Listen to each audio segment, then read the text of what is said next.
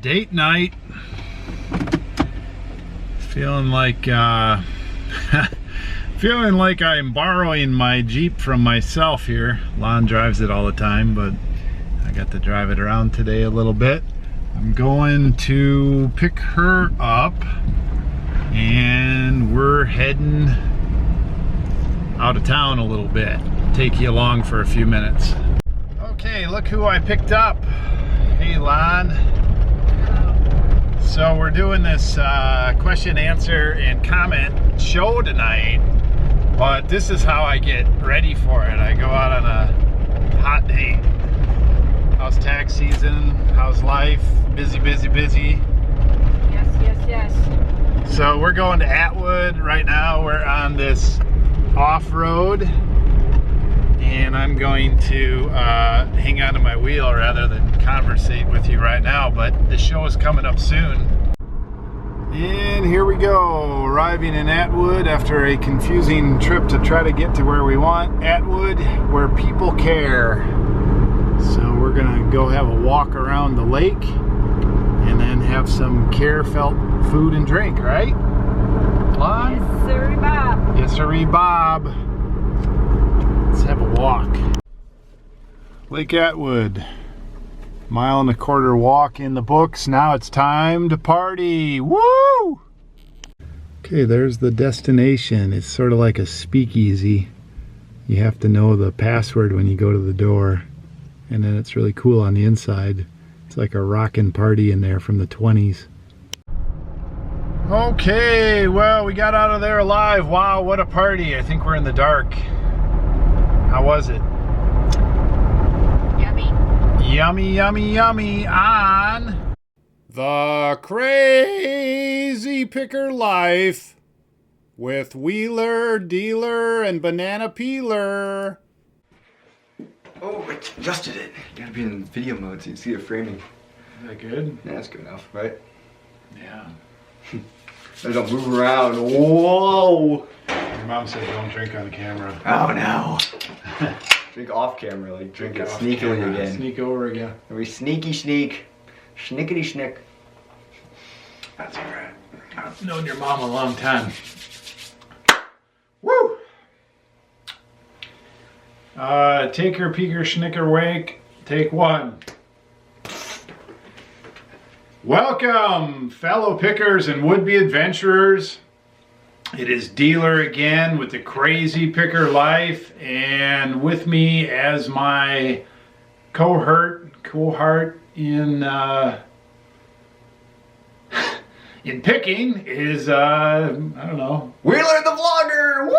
Oh, Wheeler the Vlogger's with me today. Yeah, I gotta like hype it up, you know, it's like collab video at this point, you know, this isn't even like a Q&A anymore. This is, now we both have YouTube channels, so it's right. crazy. We're on complete equal footing now. It's a big development over the past month. I've grown my daily vlog all the way up to like 50 episodes in a row. It's sort of like maybe I'm I don't know, who would I be? H3 and you're like PewDiePie stopping by. Yeah, exactly. There you go. Right. Hey everybody, it's PewDiePie! I don't got that intro at all. Some of those big Swedish dude, man. Some of those big dogs. Top of the morning to you, ladies. They're under fire lately. Yeah, watch out, man. Well, yeah, I understand that. There's anti-Semitism. haters gonna hate. There's a lot of hate out there, no matter how you slice it. Yeah, seriously. Okay, so this is. I'm fresh back, by the way, from my date with your mother. Mm-hmm. We went to Atwood, Kansas, and had a nice dinner, and you know, tried to condense that whole experience down into like, I don't know, a minute or 50 seconds. Yeah. Didn't work very well, I don't think. But there you go. That's right. You're filming now. You're on the vlog. You're just filming everything. Yeah. Well, no, I'm not filming everything. Okay. So this particular show and an episode is questions, answers, comments, as well as commentary. Yep. You seem to be good and fired up. Oh yeah. So Wheeler's been listing watches all day and listing watches for the first quarter of the day and then testing some for the second 3 quarters. But yeah. We had, I think, what, 4 watch sales today? Yeah, best watch day ever. Best Watches watch are finally paying off. Best watch day ever today. Now the watches have had high points and not really low points, but I would say some high points for sales and slow points. Yep, people have been asking my vlog, like, how are the watches going? Are they actually doing something? I think we have almost 200 listed. Yep. And we've probably sold 40, yeah, 30, 40. Yep. And I think part of it is dialing in on which ones to buy and sell, and I think part of it is dialing in on the pricing. And I think we haven't went a full year on the cycle. Yep. Of when people buy. Do people buy watches on Father's Day? Do they buy them just for the holidays? And we also, I think a factor to that is we have the 30-day listing, so they get repriced every 30 days instead of every 10. So I'm sure that has a big effect on the thing, because if they get repriced more often, people buy them more often. So. Yeah, I mean, maybe you're in that cycle with the camera stuff. On the camera stuff, anything over $20 in our store gets discounted 5% every 10 days. Yep. And then the items under $20, after a while of discounting things down to 0, we decided if anything is $20 or less, we'll just we'll leave it at that. And that has seemed to serve us pretty well. Yep. I mean, we do have a pretty good inventory of $20 or less items, but at least we're making good money on those when they sell. When we started out, some of those items got down to the $5, $4, and $3. And then the problem with that is you can't even cover shipping. Yeah, for sure. So without getting off on a tangent. This is like every quick Q&A, man. It just goes, woo, all over the place, woo. Well, that's really what this show is going to be. There's going to be some nuggets, some information that you can use in your business. There may be some entertainment. Yep. There may be some things to think about, some questions that you can ask yourself about your business. There may and will most likely be some useless information. Yeah. So let's back up a minute. Okay, Wheeler Dealer, father, son, we're a family buying and selling, picking business. We sell mostly on eBay, some on Amazon. I have a bunch of kids. I have a wife that's about to quit her job and work with me full-time next year. Next year we are going on the road to live in locations, probably use Airbnb. We'll live in rent a building, rent a house. We're going to live on the road 3 months, blocks of 3 months in different locations for at least 2 years. That's what I've negotiated with my beautiful wife, Lon. We're going to go to places like Alaska, hopefully Maine. We like the Charleston, South Carolina area. We also want to look around the Colorado, New Mexico, Arizona, Nevada area. We might want to live there someday. We're going to go to Wisconsin for 3 months. We're going to go some other places. I'm not sure where. Yep. Oh, Washington State, Oregon. I want to do some sightseeing around there. And so we're going to live on the road, pick on the road, homeschool on the road, adventure on the road. Crazy vlogs on the road. Crazy vlogs on the road. Yep. So we buy and sell full time. This is my business. Wheeler, you're how old? 17. Turning 18 next month. That's crazy. I can't believe it's 1 month, because it's like 1 month, 19 days, but still, it's pretty crazy. Now, who's counting? I just came up with that at the top of my head. I'm like on tonight, you know? Yeah, I can see. So how much coffee today? 1 cup. Wow, that's all it takes. 1 crazy cup. So, we've got that going for us. My other son, Banana Peeler, is 13 in June. 13 He's working with us. Yep. If you haven't seen Banana Peeler's vlog on YouTube, or his views have been dipping, I've heard, so somebody has to go back up. Well, or Wheeler's vlog. Yeah. You're doing a daily vlog. What day are you on? 48 today, I think. Yeah, that'd be 49. I believe yeah, those. 49 I today. believe those are listed down in my comment area there somewhere. Also, we are full disclosure, and we're willing to show you our eBay channels. I believe those are listed down below. We have 4 of them listed down below. We buy and sell camera gear, vintage camera gear. We buy and sell watches. Yep. I like to buy and sell signs and beer signs. Beer signs. I also buy and sell everything else that is vintage, cool. Anything you can make a buck on, right? Well, Not quite. Jeez. Anything you make a couple bucks on.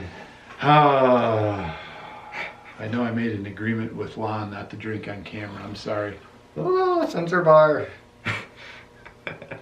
By the way, Ballast Point Mango Even Keel. It's a nice, smooth, low alcohol beer. It's very tasty.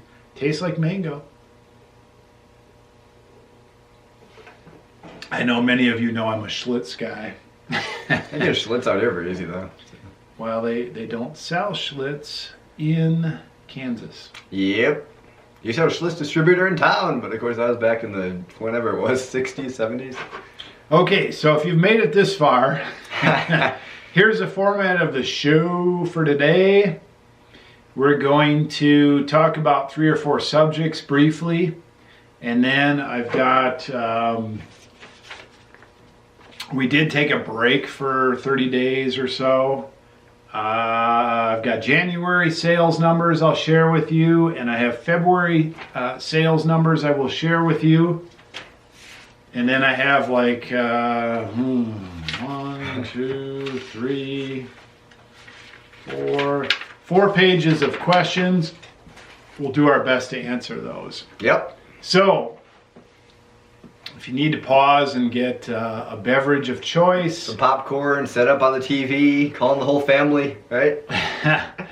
this is going to be a long video, but this is how this type of video is. We've got So crazy picker life Q&A. Woo! Man, you're keyed up. Oh yeah. Well, I feel keyed up, like I sound keyed up, but I'm also kind of like ugh in the head. So I'm like pizza coma in the head, keyed up on the outside. It's great. Yep. Just a chip off the old block. Yeah. Okay, so here's what we're going to talk about, just so you can start. Brainstorming. Yeah, the break. We're going to talk about that briefly. The trip. We're going to talk about that briefly. What else did I mention to you before the show? I don't know. What's going on with you? Yeah. The near future. The trip.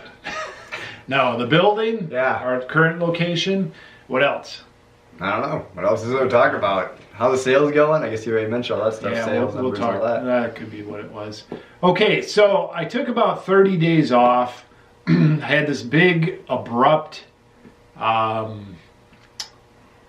break video where I decided, hey, I got to take a break. Yep. And it was bittersweet. First of all, though, I did not expect the response on the comments that I got. So I really appreciate the comments, the support, the well-wishing, the thank yous, all that. I mean, just... It wasn't like 50-50 hate to love. It was like 99-1. It was pretty good. Well... Dislike ratio wasn't too high. You're always going to get the interesting hate comments. Oh, There's yeah. no doubt about More that. like comedy gold, though, and hey, come on. Well... Pretty good. I mean, I'm a tough guy, but I'm a softie at heart. So I really, really, really appreciate all the support. When I stopped doing the vlog, it was like dead silence in my life for like 2 or 3 or 4 days. It was like, I'm not vlogging. Are you kidding? Oh my goodness. You know, it's just like, it was just like silent, except I kept seeing all the comments come in, and I'm like, oh my goodness, you know, it was emotional. It was uplifting. It was hard to stop. It made the whole stop hard. Well, I don't know with your vlog, but I guess you have like an average episode length of like almost an hour or something. So man, taking like one hour out of your day, 1 out of 10 or something, Well, probably took quite a bit. I don't know if the episodes average an hour. 30 minutes, 45, Yeah, whatever. They're pretty long. They're long. Yep. And Spending a lot of time on it. So that's yeah. But if I wasn't vlogging, part of it is I figure if I'm not vlogging, it's not that I'm spacing out, but I'm talking to myself anyway. I might as well talk to the damn camera. Exactly. I do that too. I mean, it's great. You got to have some reflection time or whatever. So it's directed at the camera now. So I took that time off, and there were several levels of letting go from doing the vlog. There were, 1 or 2 days in a row, I'd be like, man, I'm ready to do this vlog. And 1 or 2 days in a row, I'm like, oh, how did I ever do that vlog? And it got to the point where all that flatlined, and I was able to get down and really think about and take care of some of the things that I needed to take care of. And just, like I listed out, I mean, I got my exercise program going again. I made sure that this trip that's coming up next year is really what we wanted to do, and took care of a few things there. I took care of a few, personal health type issues, took care of just a lot of things like that. Yep. And, got the business really sorted out in my mind what we needed to do, turned a corner on a couple of things. One of the things that's really interesting is just the mindset that I was talking about a couple vlogs ago, which is, we've only had 3 now, I think. Yeah. But one of them, if you watch that, Wheeler or not, was it's not really what we have as belongings right now that we need to figure out what we need to take along. It's really, if we're going to go on this trip, it's like, what do I need to bring? Yep. And not try to fit something from the old into this. So that's helping, and that's kind of a weird discussion, but really this whole trip that's coming up, and we can talk about the trip for a minute. It's a break from what we've been doing the last 10 years. Yep. And the last 10 years is like half of your life. Mm-hmm.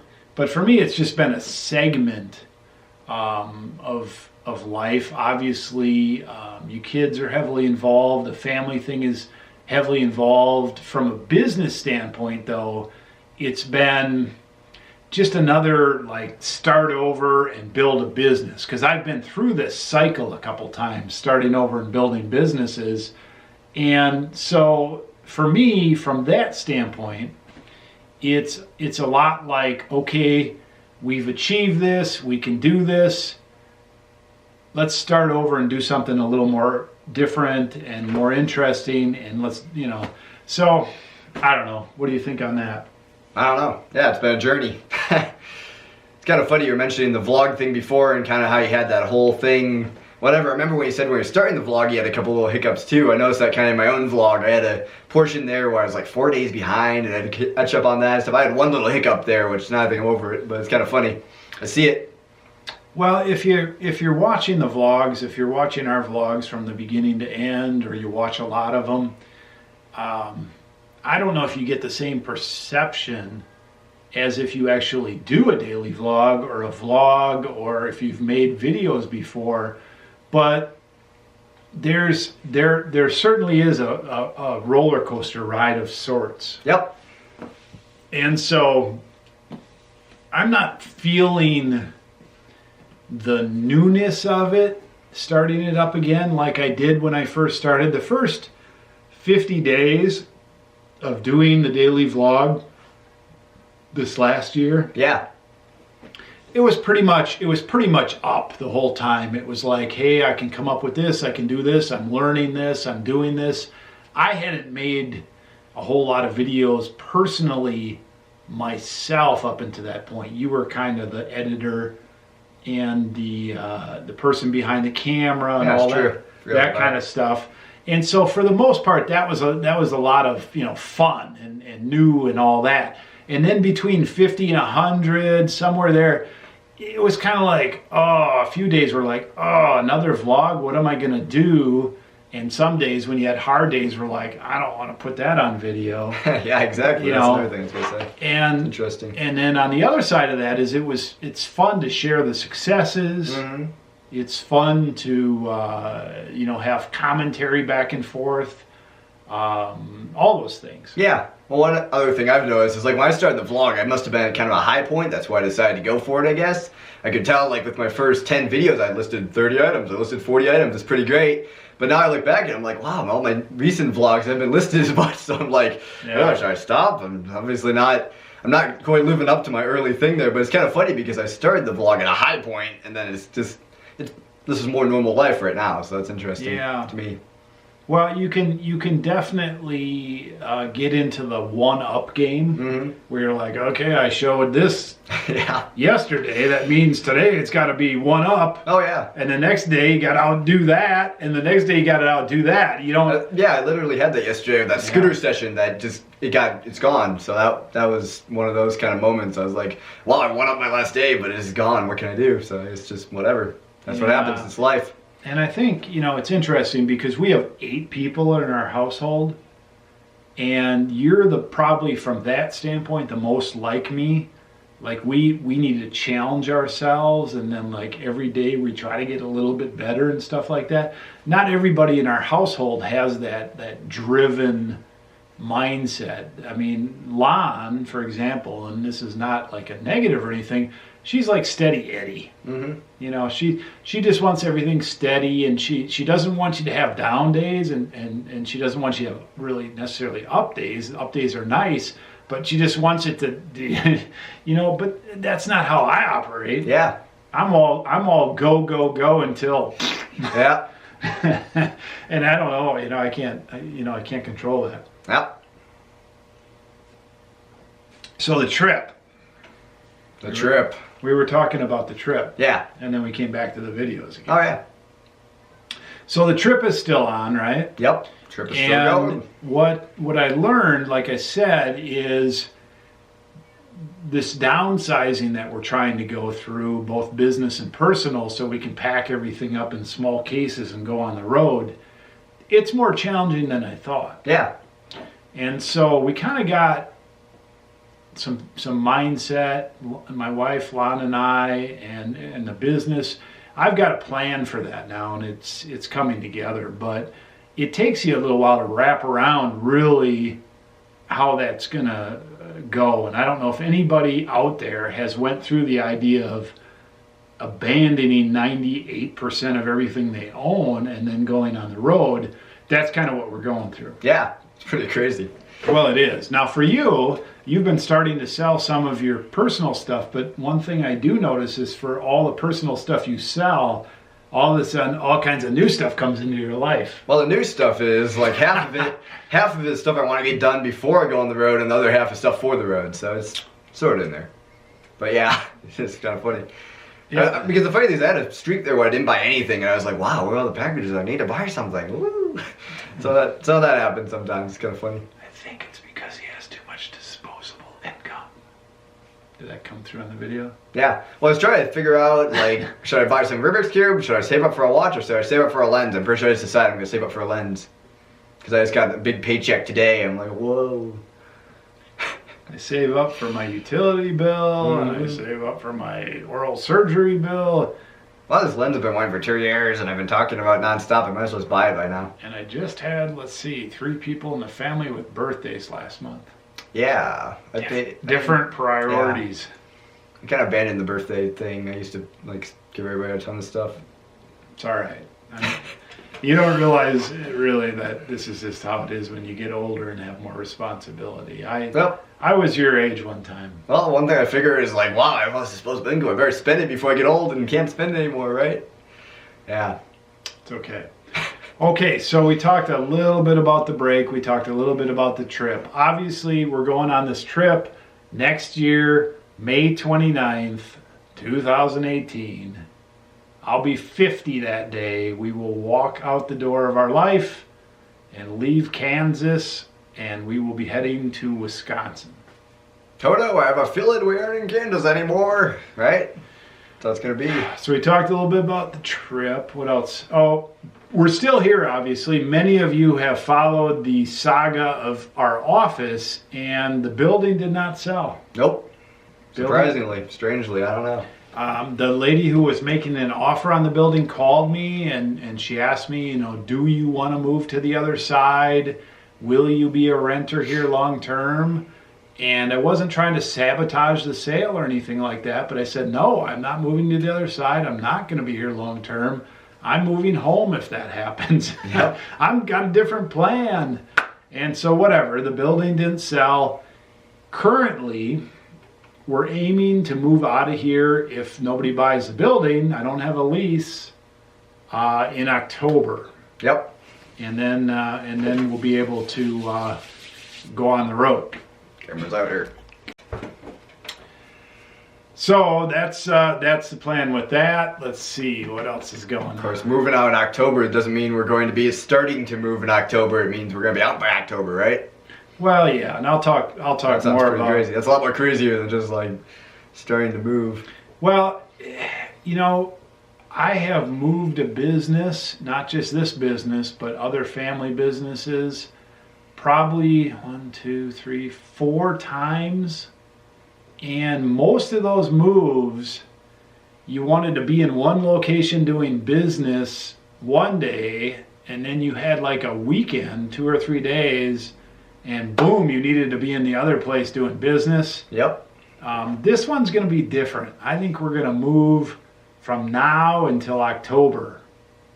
Slowly but surely, like a snail, and then bam at the end. There'll have to be some bam at the end. Yeah. But maybe that's wisdom. Okay, I don't know if this show is going well or not. I don't know. Yeah, this is the show. This is what happens every single time. This is the thing. This is how it works. People seem to like it. I don't know. I was at the restaurant in the bar with your mom tonight, hanging out, and we were talking to people, and one was a cowboy into cattle and things like that, and he had traveled the West, and so I was asking him about different locations in the West, and this other dude was interested in what we were doing, and we ended up getting some leads on some camera gear. Yep. And so it's funny how when you talk to people about what you do, if you're listening and you talk to people, you can really get a lot from that. Oh, absolutely. So I don't know where I was going with that, but Yeah. I was making deals. What did you say right before that? I don't remember. Making deals at supper. Yeah. Anyway. Show goes crazy every time. That's what I was saying. Yeah. That's how Well. it works. People seem to like it. Well. I don't know. There's a lot of views and a lot of thumbs up, so I'm just assuming, hopefully, nobody's too. Well. They're like, oh, not this show again. I don't know if we do this for views and thumbs up, whatever. Well, I'm just saying, like these shows that go kind of crazy, just like I don't know, like they're fine. So I think we're doing good. I don't know if We're the doing show what is. we're doing. I don't know if the show is going crazy. No, I don't know. Going good, going bad, whatever it's going. Good, bad, and ugly. It's all great. Okay, so we've talked a little bit about the break. We've talked a little bit about being on the road. I'm going to talk a lot more about going on the road, and obviously the plan. I don't anticipate taking another break. Let me talk about this. Here you go. Okay, just so we're clear, and there's a question about it too. Maybe I'll just wait for the question. I'll wait for the question, but I'll just mention I'm vlogging 6 days a week. Yep. And Sunday I'm not vlogging. I'll talk about it more with the question. But I don't anticipate that I will take another break, although I may. I'm hoping to vlog us right into this adventure online trip around the country, picking and the whole works. And so it's a slow, rambling drama. That's what this whole thing is. Yep. You know? So I guess you love it or you hate it. Yeah, this is the life, the crazy picker life. I know one thing I want to talk about. You know, both you and I have changed our schedule, and I'm thinking about changing our schedule again come this summer. At some point, here's the thing. Currently, my wife Lon has an early up, early to bed schedule. I have a early or late up and I stay up late schedule. Yep. Our schedules do not mix. She's probably going to want to stick with her schedule is the what would you call it? The projected. No. It's the vibe I'm feeling. I see. It's the message she's sending. Yep. I'm receiving the message that she wants to keep her. I like to get up early. I like to go to bed reasonably early schedule. I'm going to probably be the one that changes, but we're going to change our schedule, right? Yep. One thing, though, that you and I both have been doing, and I think it's helped both of us, is we've actually been getting more sleep lately. Yeah. So here's the question you need to ask yourself as a picker. If you're feeling kind of burnt out on picking, is it because you're staying up way too late and getting up early and burning it with caffeine and whatever? You need to look at that, because I kind of burnt myself out the last 20 years, the last 10 years, the last 3 years, however you want to look at it.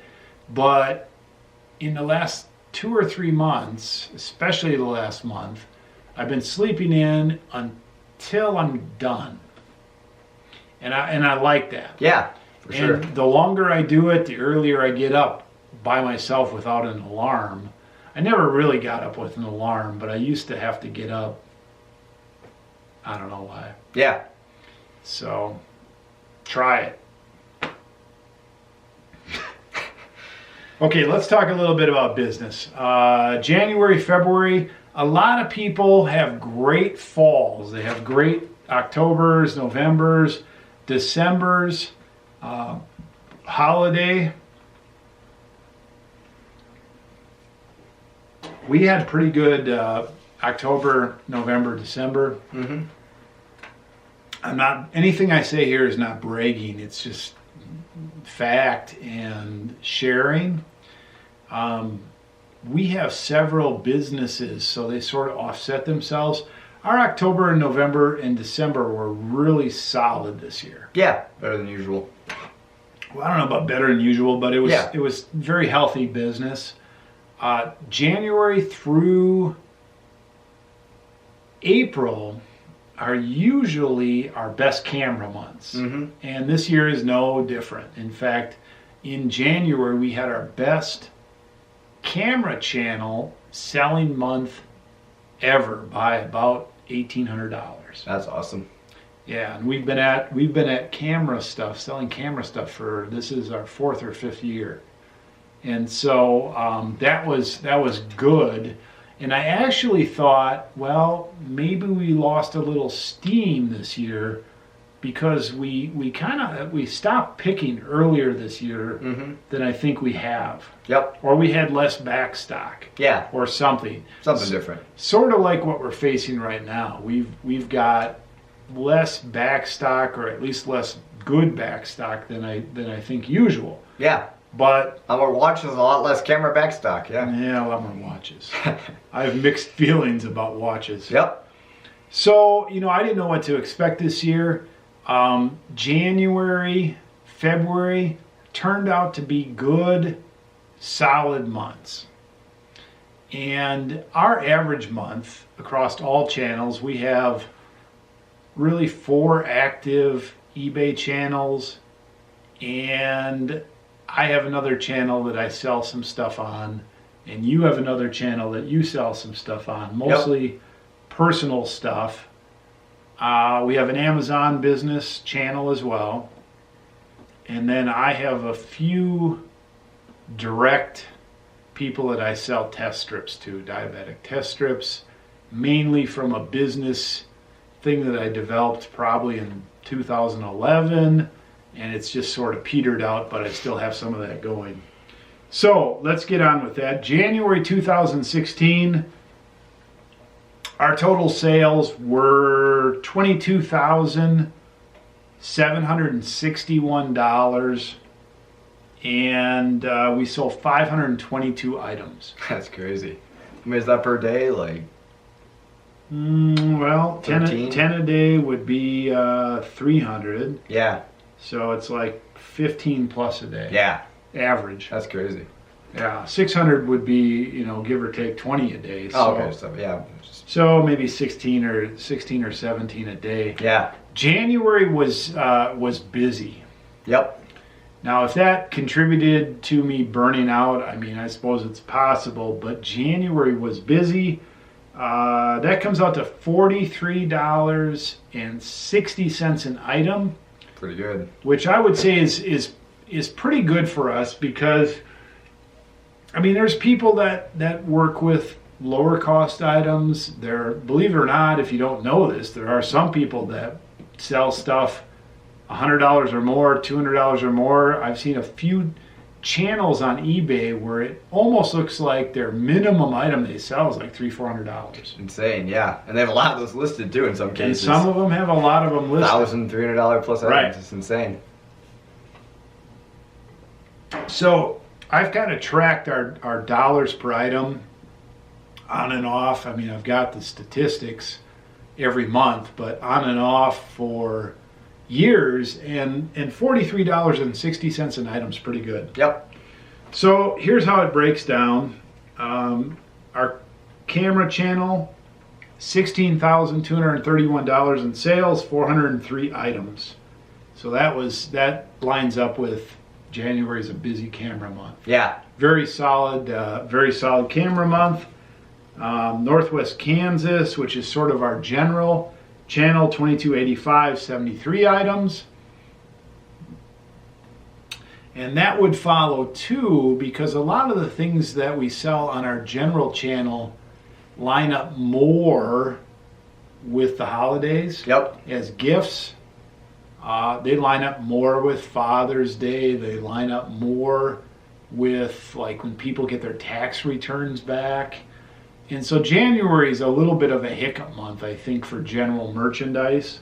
And by general merchandise, most of my stuff is vintage. So, watch channel and test strips, 1658, 20 items. Dealer's wheels, which is my channel. I had some estate stuff that was personal items. I'm putting that in there. $732, 5 items. Amazon, pretty slow Amazon month, $630, 16 items. And then direct. Direct would be some of the test strip deals that I have. This is particularly one vendor that likes a couple of my versions of test strips. Pretty good direct test strip month, $1,225, 5 orders. Again, total of $22,761, 522 items. So that's a good month. Yep. Now, how does that stack up against our other Januaries from like 2015, 2014, 13? 2016. This is 16.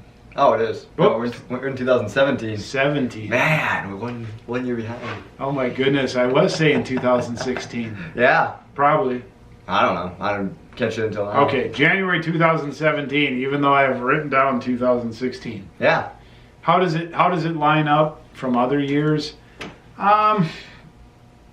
Probably our last 2 or 3 years, it's pretty similar. Yep. For total dollars, we've averaged 20,000 give or take a month for 2-3 years.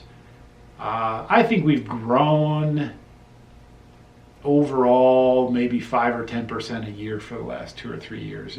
The growth really hasn't been there. I'll tell you what has changed is the profit margin. Yeah.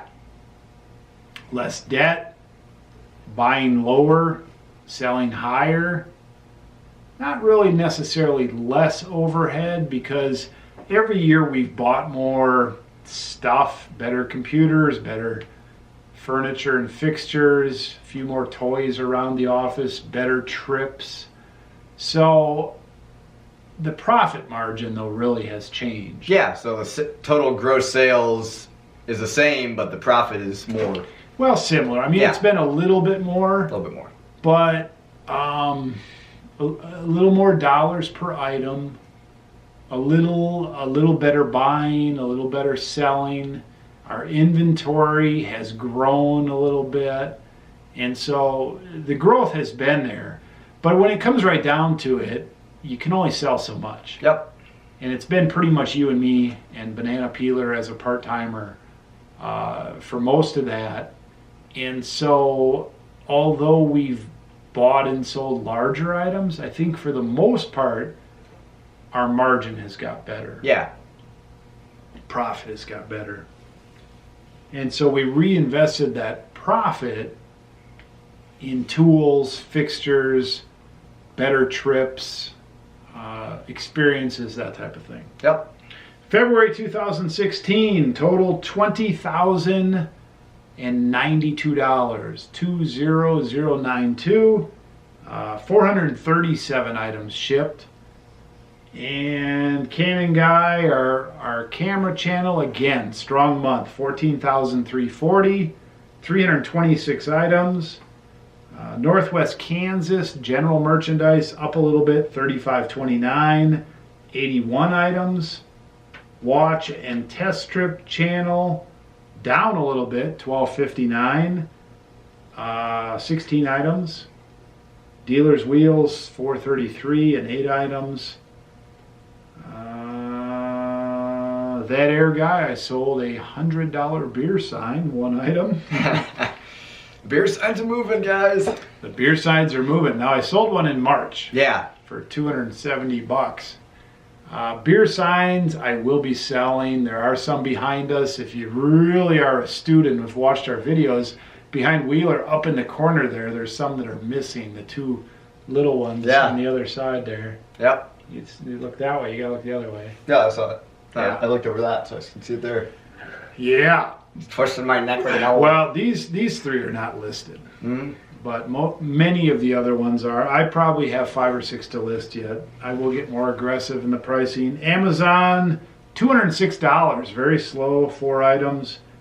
Direct, $225, 1 item. $2,092, 437 items. $45.98 an item. So yeah, up so a little higher. Almost $46 an item. That's a good one. Yep. So we had a video yesterday that was something about selling 1 item per hour average. 24 items a day. I would like to do that. I would like to sell 1 item per hour, 24 items a day, however many days are in a month, however many months are in a year. That's easier. 12 months in a year. 365 days a year, 24 items a day. That would be a goal. Yep. But with this disclaimer, I would like the items to average right around $50 an item. That would be cool. Yeah. Now, when we go on the road, I don't know if we're going to be able to sell that much stuff, only because we're going to have a limitation sort of space-wise. Yeah. But then again, we'll be selling items faster. We may be selling items faster if we can do more picking, which you're going to be out of school. Yep. Which means you're not going to be doing school. Yep. I'm going to be out of school. Yeah. We might be picking more. Yep. Looking for the best deals, the best flips. Well, you're still going to be teaching school, but yeah. Right. So not really. You're not really out of school, Right. if that's what you're talking about school. No. Not really. That's not what I was talking Yeah, I about. know. It was a joke. I know. So, technically. our average per item might even go up. But in reality, what we're going to be looking for on the road would be quick flips, like you said. Yep. All right. Let's get into some questions. Yeah. Sounds good. Okay, I like this name. Now these questions are newest, the ones that just came in all the way as far as I could read in 20 minutes when I was looking for these questions. I like this name, Reseller Rockefeller. Yeah. It has a good rhyme to it. Reseller Rockefeller made a few comments, and I'm not going to read everybody's names, but I like that, Reseller Rockefeller. Okay, those cufflinks were awesome, and you let those go pretty cheap. They didn't sell like the day after you listed them, right? They sold the same day. Same day, yeah. I sold a pair about 2 years ago for around $100, I think. Maybe I accepted an offer, but it was around that price. Wow. Cufflinks, I'm surprised because you know how much we picked up that entire box of stuff for. I even forget, but I think it was like, how much? $300? Well, we picked up one box, a very large box of stuff for $350. Yep, from a probably antique dealer kind of guy. This is kind of like his back stock as far as I can I understand. don't know where this guy sure. gets all this stuff. We've been working with him for a couple of years at the flea market. He always has good stuff. Mm-hmm. Stuff's always up a bit, but it's always premium, weird stuff. It's pretty good. Well, it's interesting stuff. We bought the box. I jumped on the box. I pushed the issue. Hey, how much for the whole box? It was just sitting in his trailer, and he hadn't unpacked it. And there was a lens in there. Yep. And so I think that one sold already. I'm not sure. I think it did. There was a lens in there. And what else? Let's see. Sunglasses? Well, there was a watch. Watch. Really good watch in there, yeah. A lens and a watch in there, and we figured worst case, the lens and the watch would pay for the whole $350. Yep. And then I went through that box, and there was just so much in there. Mm-hmm. I mean, there's when it's all said and done, that box should be $1,000 or $1,200. And so my mindset on that box was list it, move it. Yep. And the problem with those cufflinks and jewelry in general is I'm not that good at it, but the problem with the cufflinks is I couldn't find a track record on it. Yep. Other than the name that was on the back, CTO, gave me some insight, and all the CTO ones that were listed were selling somewhere between $25 and $50.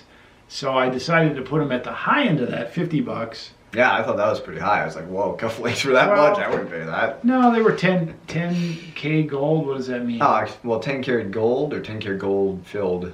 I don't know. So 10 karat gold, that's pretty worth more. The gold was part of it, and then somebody with some wisdom told me that it's an award for, what's the luggage company? Samsonite luggage. Yeah, oh yeah. I saw that. Yeah, the cufflinks were Samsonite. I saw that. Yeah, and so there were, a couple diamond chips in there or a ruby chip. They were nice cufflinks. Yeah. So I let them go. The guy, offered me 32, and I said, well, how about 40? And he said, oh, the tops I can go is 35. And I was in a good mood to sell them, so I did 35 plus shipping. So no regrets. However, if it was a camera item or a beer sign or a watch or something that we really probably would recognize as something like, whoa, that's pretty good. Right. So if it's in our expertise, we're going to hang on to it more, and I'm going to know how to bargain and negotiate. Listing something that's more of an unknown, there's not a lot of track record, when it's in your niche or niche, whatever you want to call it, that it's funny. A lot of people look at something and they're like, oh, well, that's interesting, but it's not necessarily worth a lot. And then I look at it and I'm like, whoa, that's rare. It's this rare goober schmott, whatever it is. So I guess a couple of points on it. One is we bought it right. Mm-hmm. And then the second thing is pick well, right. And the second thing is I got it listed in a reasonable amount of time. If it was in our expertise, we'd get top or near top dollar. Yep. Anything that we don't have in our expertise, I don't necessarily try to be an expert. I model after whatever's there and I just go with it. Yep. And move that out. And sometimes I think people are inclined, and we've done it sometimes, to really try to research and know everything about everything, but you can't. Well, it's funny. I almost ran into that. The funny thing is I almost felt like I was an expert on Rubik's Cubes until I tried listing some of them the other day. Man, I ran a couple cubes, or not a couple, I had a whole lot of them, 19 of them, that were all like these brands that had gone out of business 7 years ago or something, but at the time they were pretty high end. And right now those have 3 watchers on them because I did like 40 minutes of research to figure it out, but I had to go through old YouTube videos and all this to do this hard research. It was hard to figure it out, so it's kind of funny. I noticed that a little bit. So I guess, and that's a good point. If I had to define our buying and selling strategy, it would be to pick well. You started it? Yeah. Oh my goodness. I gotta hit the head. I need to use the restroom and Should I turn it off? no. Yeah. And I need to get a new beverage. Okay, so no big deal. So let me get my thought. So if I wanted to define our buying and selling strategy, we buy all the things that we know, cameras, watches, all the different items in our general vintage merchandise thing, beer signs. We buy that stuff well. Yep. Sometimes either of us likes something so much in that niche because we haven't seen it or we really want it or we want to play with it, we do pay a little too much for it. Yeah, in certain cases.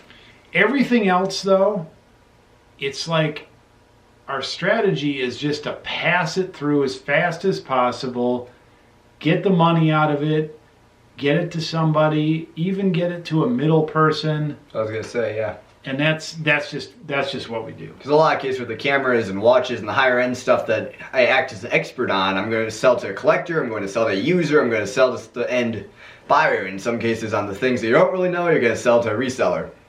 So over the years, it's not really that we tried to BS people on what we knew, but it's really hard to know everything. And so if you try to project that you know too much about something you don't know too much about, you get yourself in trouble. So I've taken the approach with all my general merchandise that I just don't know a lot about this, I know enough to be dangerous and get it listed right, but I'm willing to make the deal. Yep, because I was going to say, like, I can see it from the other side. I can name, well, I can't really name them. I can name like 3 out of 10 items, but I was going to say I can name 10 items that we sold within the past year or the past 2 years that are camera items that most people, 9 out of 10 people, wouldn't have listed anywhere near what I listed it for, and we sold them for that. Like, it's just items that have no track record, they're hard to find, and the comparable models don't go for a lot. Like this can Pelix in black that we sold for $800 a while back. The standard Pelix goes for around 60, maybe 70, somewhere in there, but the black Pelix was a rare one, and there's not a lot of track record, it's not that easy to find, so whatever. Yep. Well, that's the difference between knowing your product line and knowing it not. Now, yep. A black Pelix is a camera body. Oh yeah, Canon Pelix, it's a 1970s. It's an SLR camera body that came in one color that was very popular. Yep. Well, they're both uncommon. That's why it goes for 70, but yeah. One color was very common for Pelixes, very popular, and then the black color is like hen's teeth. Yeah, there's like 30 of them known to exist there, and they probably made about 200 of them. And so we had one. Yep. But the point is, I don't know that about jewelry. I don't know that about RC cars. Yep. I don't know that about a lot of things. But to make your example even accentuate it a little bit more, I know to buy beer signs that are from the 1930s and 40s that are oddball. Like I just bought this Ziegler's beer sign for $120 and waited for the right person to come along, and they paid $270. Yeah. So I mean, you bought that off eBay? Yeah, I bought it on eBay and sold it back on eBay. Yep.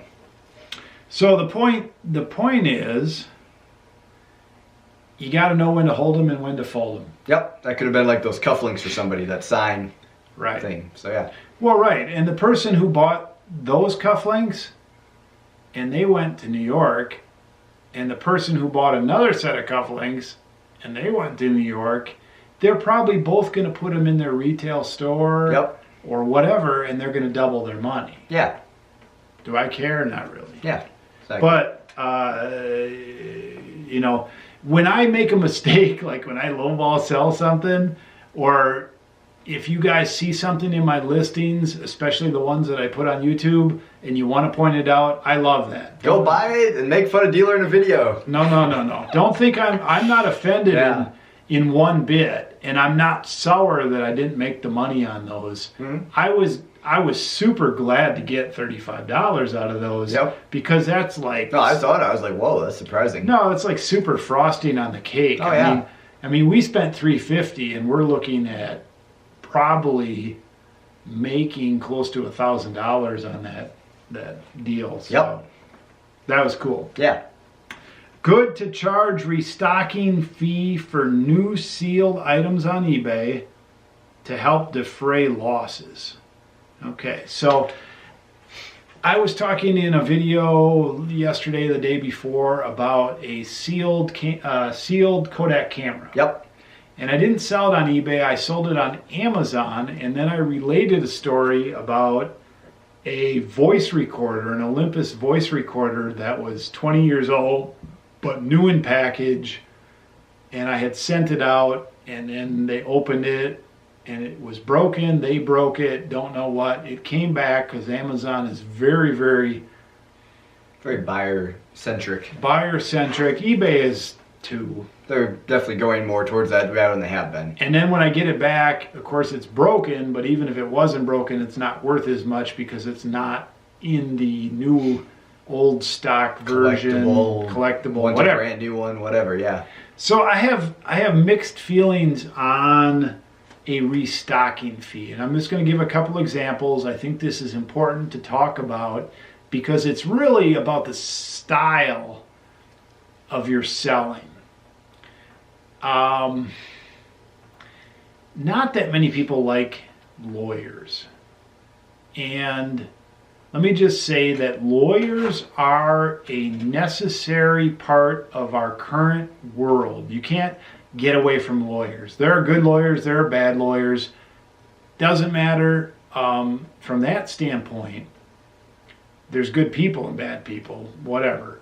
But fine print, contracts, disagreement resolvement, all that stuff, lawyers handle all that stuff.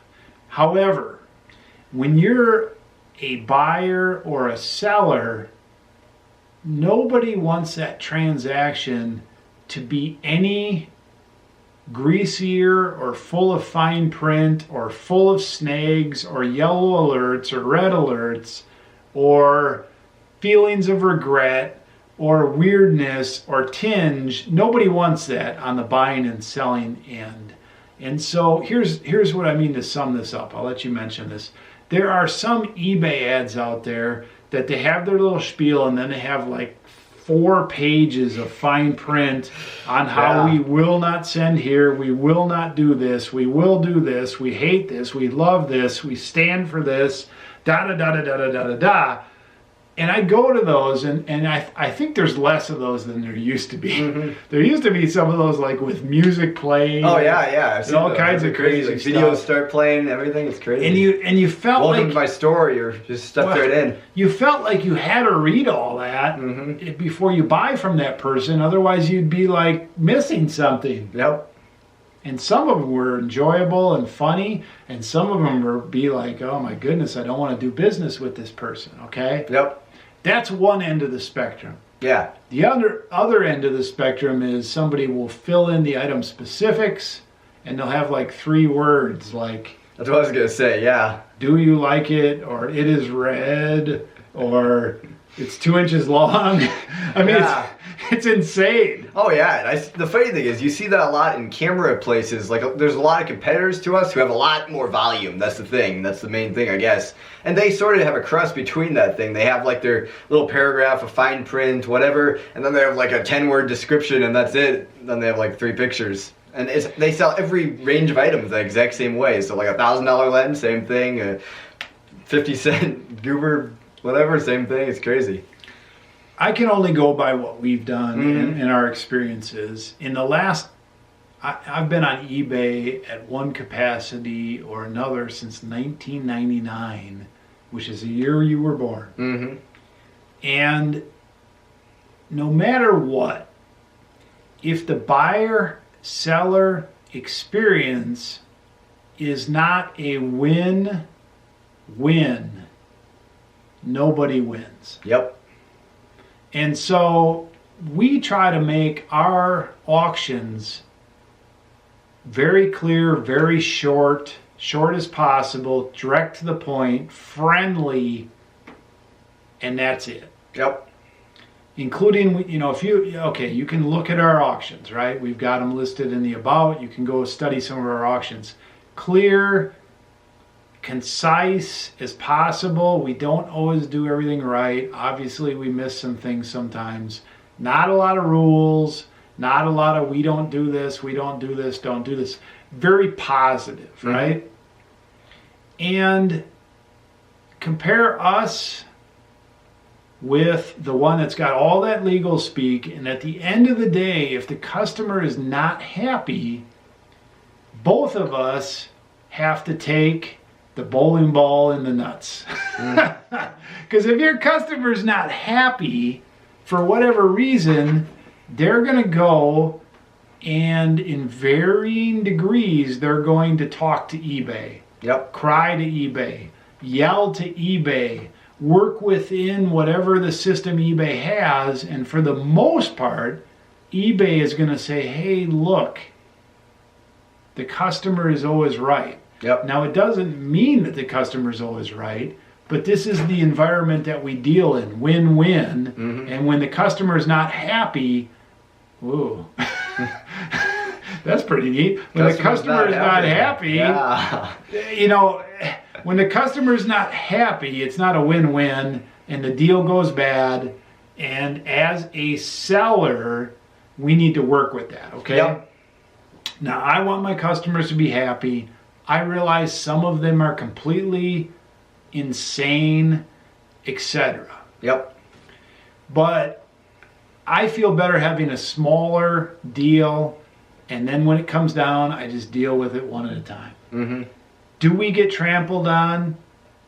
Not really. No. I don't think we get any more problems than anybody else. Yep. So, turning this back around to restocking fee, we have not used it. I feel that restocking fee would get in there with your 10 reasons why not to do business with us, or the small print, all that kind of stuff.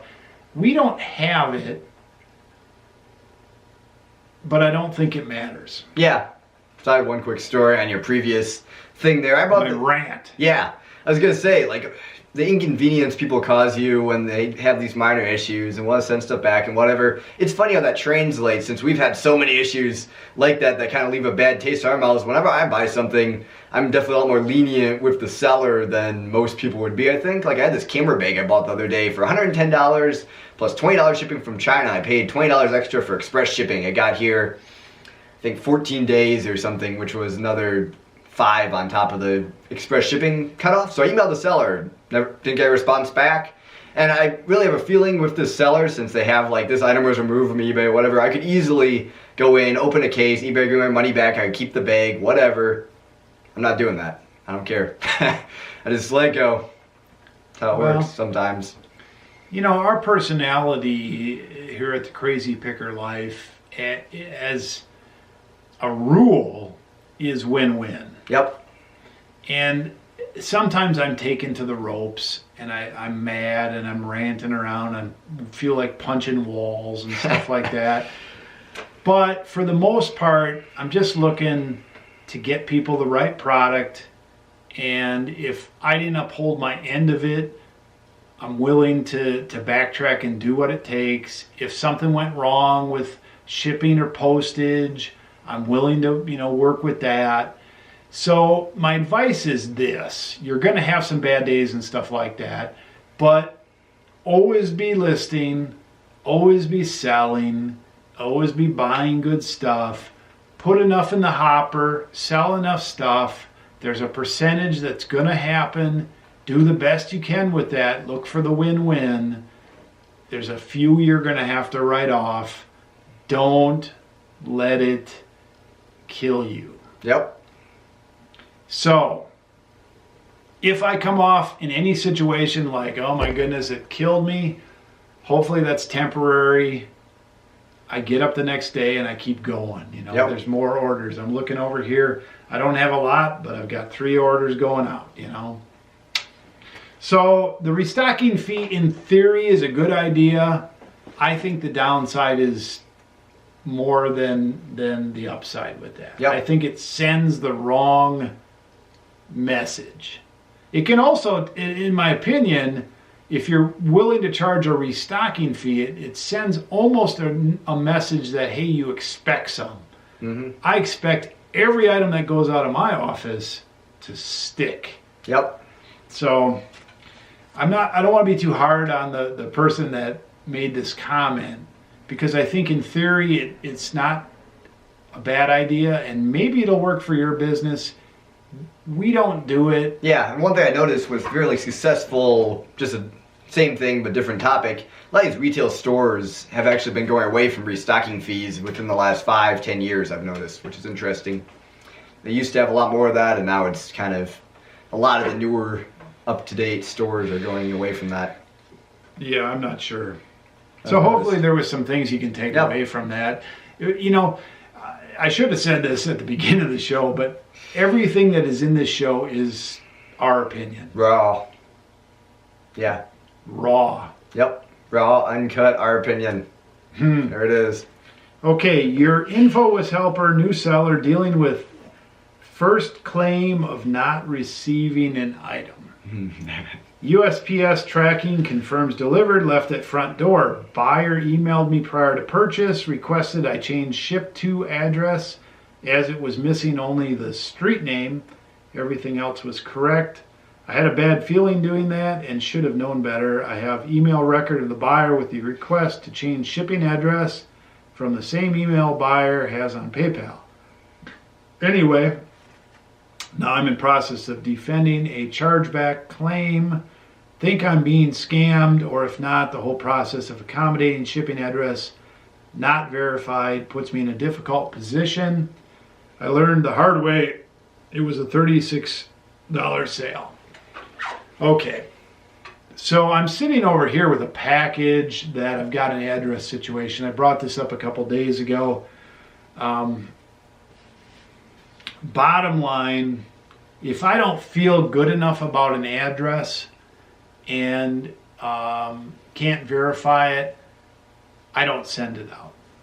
I've got this clock that is constantly ticking every shipping day in the back of my head. I got to get these orders out. I got to get these orders out. I got to get these orders out. I got to get these orders out.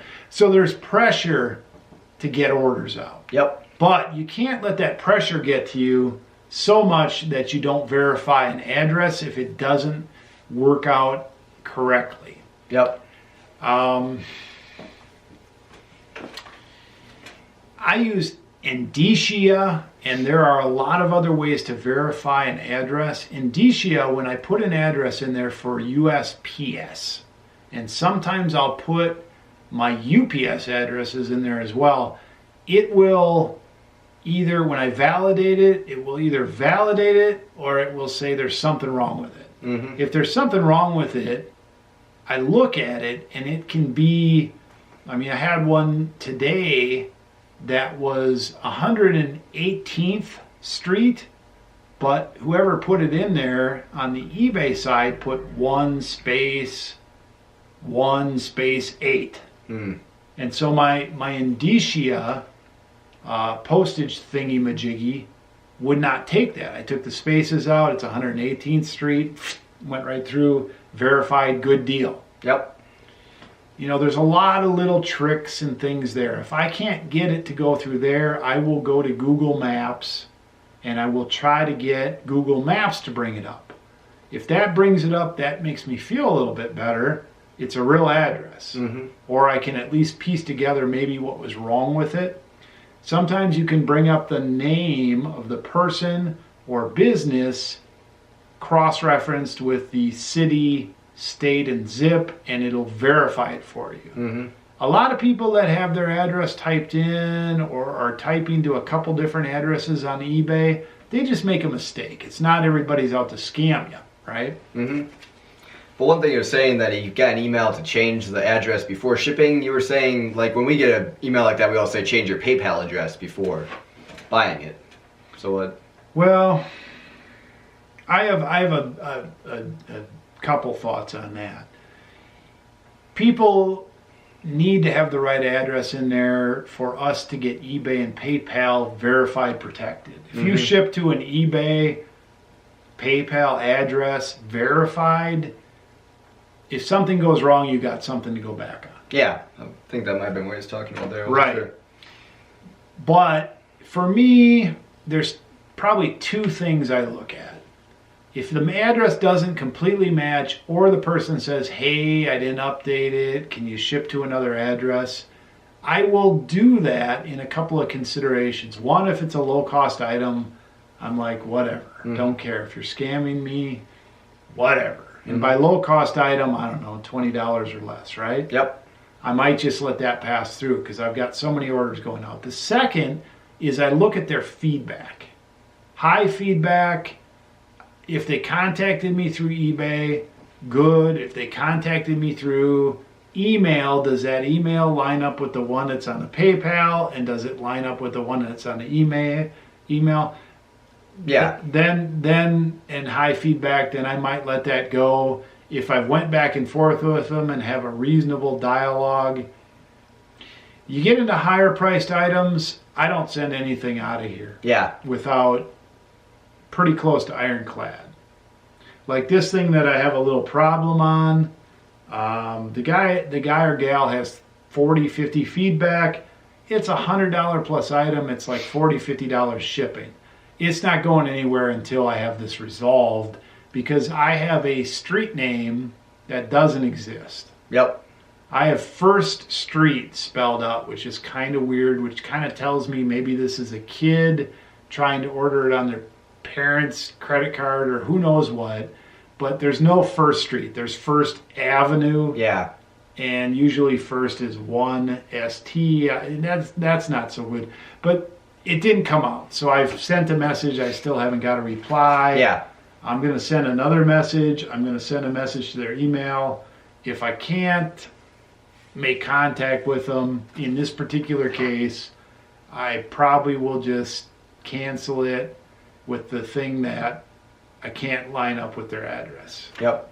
And if they contact me after that, we'll do it. But I don't need the $100 that bad. Yeah. So you're going to have to learn from experience on that a little bit. We sell, 437, 522. We sell over 400 packages a month. That's a lot of things going through our office. That's a lot of experience.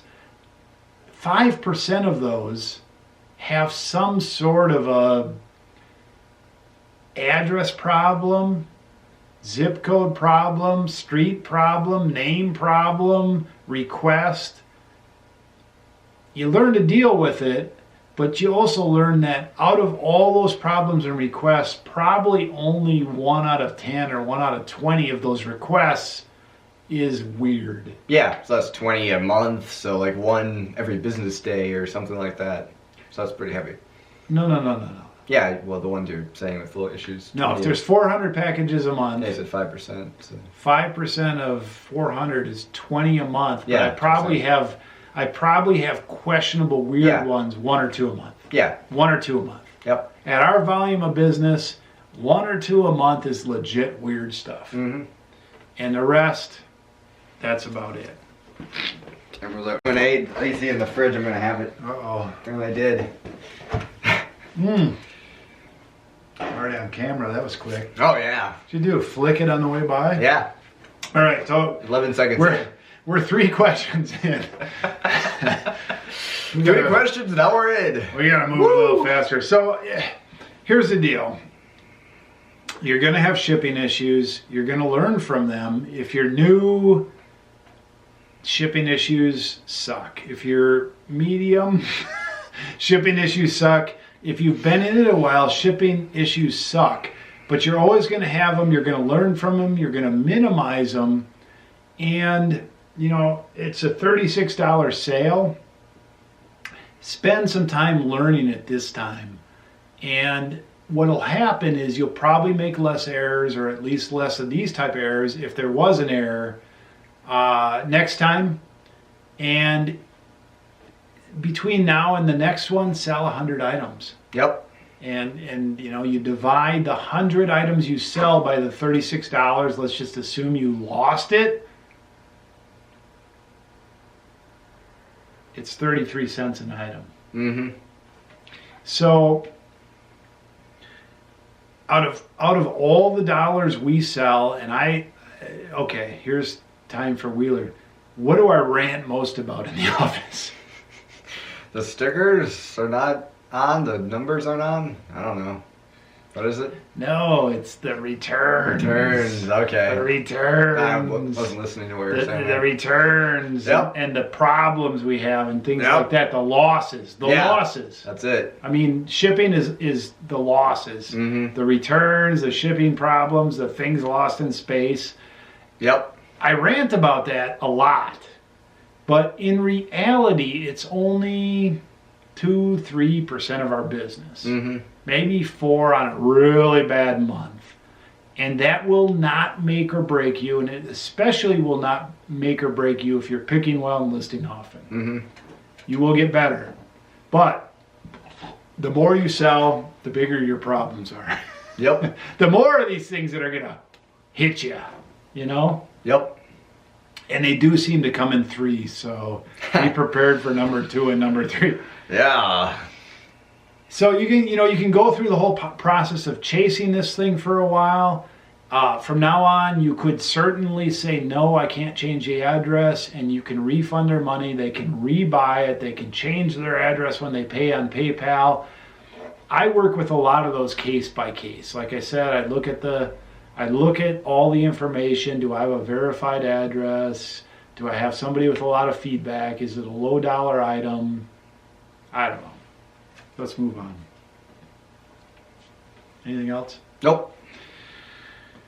Did you ever follow through with changing your street address when planning the new building? That seemed like a royal pain after so many years. Okay. Yes, we changed the street address. No, we did not change all of our licenses and personal stuff. The building is not being built.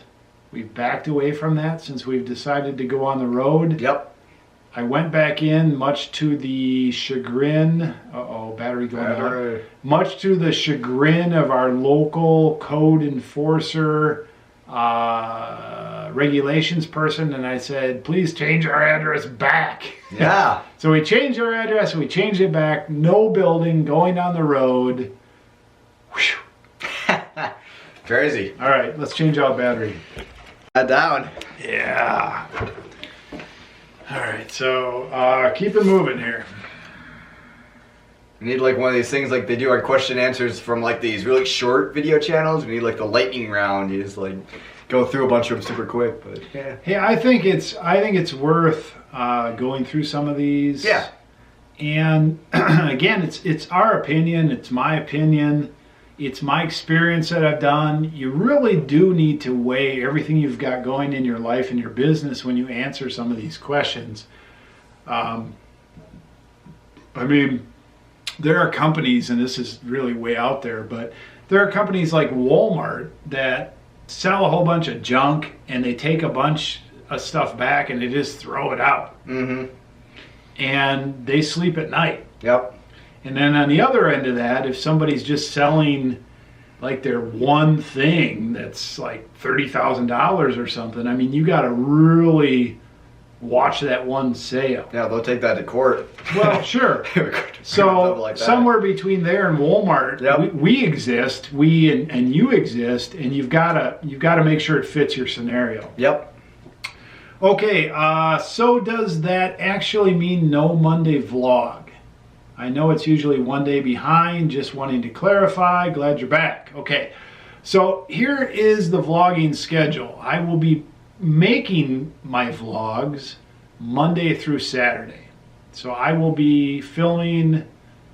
actually be filming sometimes 7 days a week. But Monday through Saturday, I'll be making vlogs. There will be actual vlogs from our business, etc., Monday through Saturday. Whether they're released a day early or not, or a day late, that depends on when I get them uploaded. Sure there is a lag, But the point is, there's one day a week that I will not be releasing a vlog, and that will be from Sunday's experience.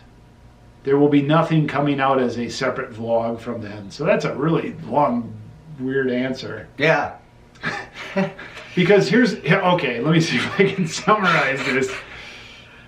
Sometimes, like today, Saturday, I will do a vlog and I will get it out before the end of Saturday. But today, because we're pushing the envelope, and I may take this information and my computer and sit it on my lap while I watch shows with you guys tonight and try to edit the thing, which I can do with one eye, and I can watch the movie with another eye and drink my beer with another hand and have my popcorn after midnight with another hand. Oh, cross-eyed, you're trying to look at the camera and look what there works great. I didn't make this any clearer. No. Concise answer, right? The point is, there's going to be 6 vlogs a week. This is why the vlogs are so long. It's this big rambling Life thing. is complicated. This is it. 6 vlogs a week.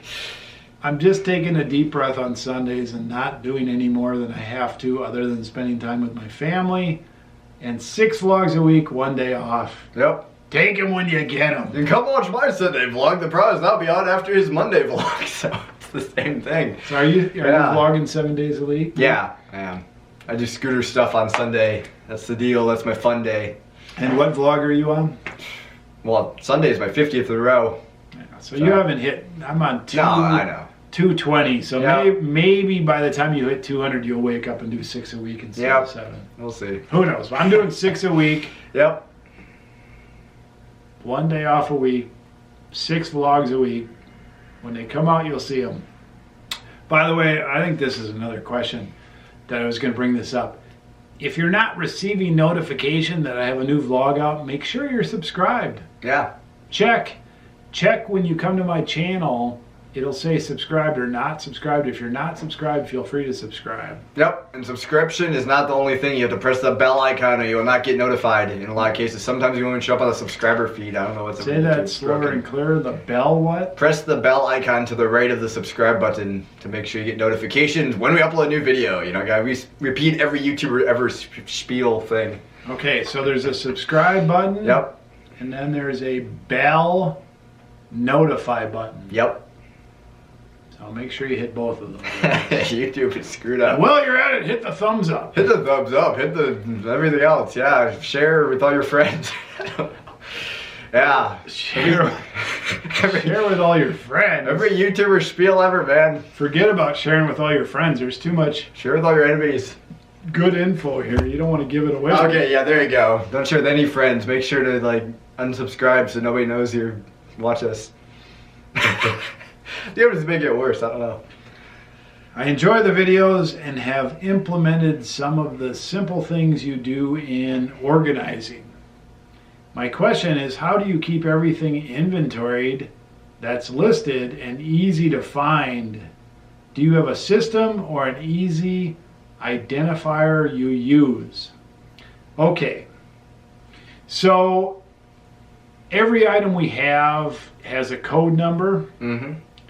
However, I was just about to revamp our inventory system because it was out of control. Yeah. And then we came to the idea that we're going on the road. And so my inventory system that will be in control will be redesigned for my road kit. Yep.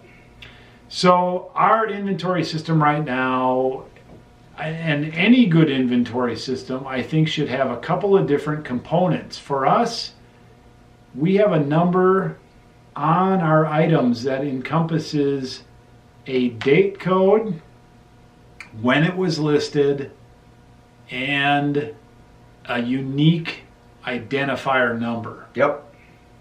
Those are 2 good things to have. A date code tells you how long an item has been listed if you happen to look back at it. That's important because you want to know how long did it take to sell. You want to know, hey, okay, here's a bunch of items I should discount because they've been around a long time. Mm-hmm. And then a unique identifier helps you compare that with any other like items. You want to make sure you have the right item when you ship it. Yep. The one thing that was missing on our inventory item number that we use as an identifier is a shelf bin location number. Mm-hmm. And part of the reason we didn't have that on there is because we started with very few items and went to many items. Yep. And we never changed that. So somewhere along that journey of being a frog growing and jumping in a pot of water, and that water being slowly heated up so we didn't notice we were getting so big and have such an inventory problem, we didn't realize we had an inventory problem. Yep. And one day we woke up and realized we can't find anything. Yeah, and of course we have an interesting system too. Kind of, I'm the camera guy, can identify stuff, and then dealer's the inventory guy where he has to find stuff. So it's kind of a weird thing there. It's a two-person thing. Our system works, however, we have 3,000 items, and we have items that we know where to put them. We put them in certain areas, so we can usually go to certain areas and find them. However, out of every 100 items I go to find, I have trouble finding 5 to 10 of them. Yep. It takes me longer. So you need a date code, you need a unique identifier, you need some sort of a locationing system, shelf A, bin A, yep, drawer A. You need to be able to narrow it down. And we have not did random that. junk pile B. Dig through the pile. And these things are not lost on me. I understand how they work. I understand the value of them. I got caught up so much in the building of the business and the whole gerbil on the wheel system. Go. I just said screw that for long enough where it became a problem. Yep. The redoing of the system should have probably happened when we moved from the old office building to this one. But of course at that time we were just transitioning over from our first inventory system. So it was already kind of... The bad hair day got pretty bad before we realized it was a bad hair day. Just one hair popped out a day and we didn't really notice. Right. It isn't a big fro of hair. I don't know. So to answer your question, we do not have an easy identifier system. It's not easy to find, but it's our system. I would really focus on making sure your business is where you want your business to be before you set up your inventory system with all your time and energy. Yep. However, there is a point where you need to have a system that has those three things: date code, unique identifier, location. And the way we do it is we have a number that is printed on the item. It's just a sticker with the number written on there, stuck on the item, and then also on the actual auction in a color that is not visible to anybody except when you highlight bright yellow. Yep. That matches the two. Yep. And you probably need to do that. I'm going to give you a really quick story. When I was 8, 9, 10, 11, 12, 13, 14, 15, 16, 17, 18, I tried to start a lot of businesses. And somewhere in there, my mother started a business, and I noticed she had all these files and all these things organized and all these taxes and bookkeeping and pencils arranged, and had bought a filing cabinet. I thought that was how you ran a business. And so for a while I set up all these business ideas, but I spent all this time making these file folders and making this whole office setup, but I never had a real business.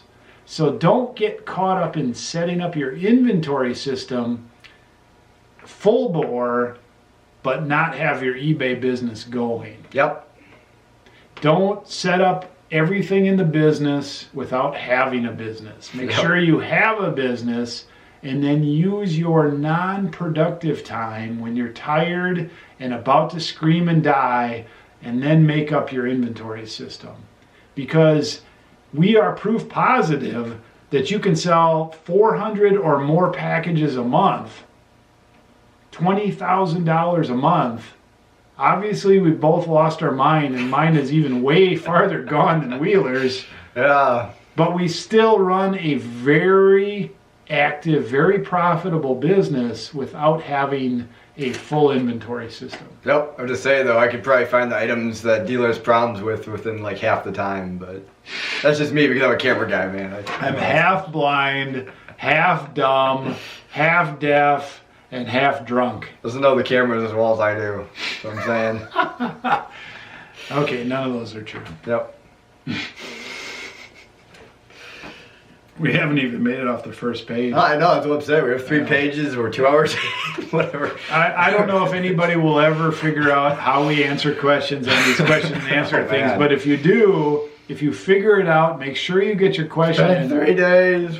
Make sure you get your question in when we spend the most time, because these next 3 pages are going to go fast. Yeah. Because I'm quitting at 11. Oh man, I don't get anything listed today. This is gonna be my excuse in my vlog. I have a good excuse tonight. I was stuck in Q&A. So really, we only have 15 minutes because you're going to need to wrap up your numbers. Yeah. Okay, I got to move That's it. crazy. Welcome back. Quick question. When you print the packing slips from PayPal, do you go into each payment individually and print the packing slips one at a time, or can you print them as a group? I've always done one at a time. Hope you can explain how to do them all at once. Also, if you do them one at a time, is there a way to indicate it has already been printed? Thanks for your info. Okay, I have 4 PayPal accounts for my 4 eBay accounts, and so I'm in and out of them. I have a password manager, so my password manager allows me to go bing, bang, slow in, slow out, bing, bang. I print them one at a time. There's no way to tell, as far as I know. Each of my PayPal accounts is a little bit different because one is a business account, one is a personal account, one is a newer account, one is a I don't know what account, but they all show a little bit different stuff. It's a jumble. Maybe my whole business is just That's a what jumble. I'm noticing. It's the trend though, this whole Q&A. Our business is a mess, but we sell tons of items. It's great. Woo! All right. Yeah. I am hiring this beautiful, smart, and wonderful lady, my wife Lon. I'm hoping she's going to straighten all this cloudy... So we can keep doing the same thing we're doing and she can just deal with it. She can straighten all this cloudy shit out because I can't stand it. I don't have time for it. So no, there's no easy way to print all your invoices at once that I know about. I believe there is software. Mm-hmm. Both general, and then you can customize it and or have it customized where you can streamline some of this stuff. The problem is you got to be really making the bucks. You got to have either somebody as a consultant, as a customizer, on staff to do all that stuff. So it's not practical in a lot of cases. Yep. So this whole thing behind the scenes is just like any other business out there. I go down to a business that looks good on the surface, has 10 employees, and as soon as you go behind the scenes, you realize there are all kinds of people doing all this manual crap to make it all happen behind the scenes. Well, there's no easy way to get this all done. See the third on the surface, then there's a lot more below the surface. Always be improving. Yep. Dealer, would you ship an item to Finland if UPS says the address is inadequate and the address on PayPal is different?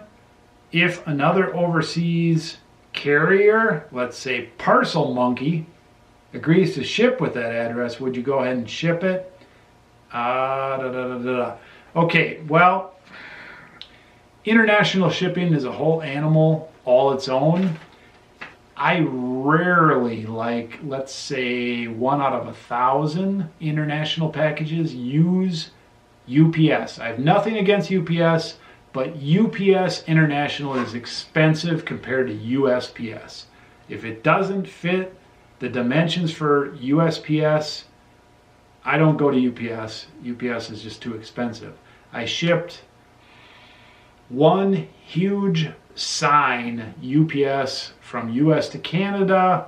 It was a movie prop. The people paid Huge $1,500 money. to ship it. I don't know what happened. I did UPS for that. It was a pain in the ass. So,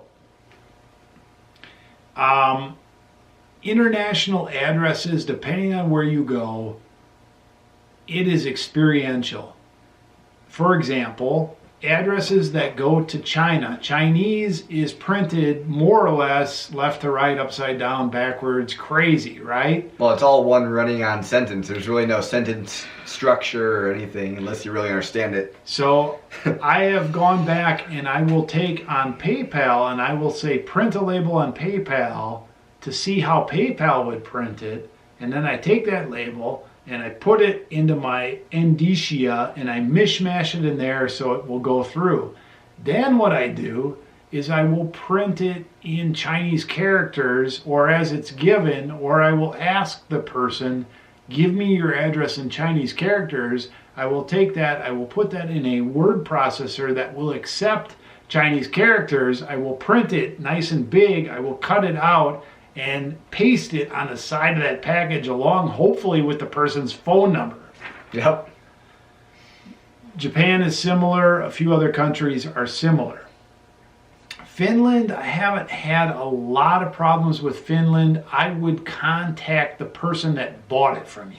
Yep. And I would say, look, especially if they're not a 0 or a 1 or a 2, I'd say, look, I want to get this to you. I don't know what's wrong with your address. My thing won't accept it. Here's what I have. Copy and paste it to them and say, is there something that is more correct that you've received mail at internationally? Mm-hmm.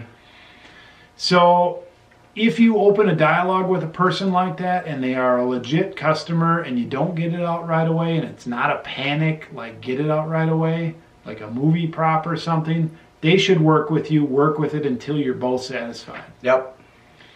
International shipping is an animal. If you can get away with global shipping, do it. It is a little more costly to your person from time to time, but at least if it all links up like it should, eBay will back you. Mm-hmm. We ship outside global shipping a lot, and we do take a certain percentage of bowling ball cannonballs to the gut, Mm-hmm. or below. Below the belt. And you don't do a lot of the shipping. No. Anything to add?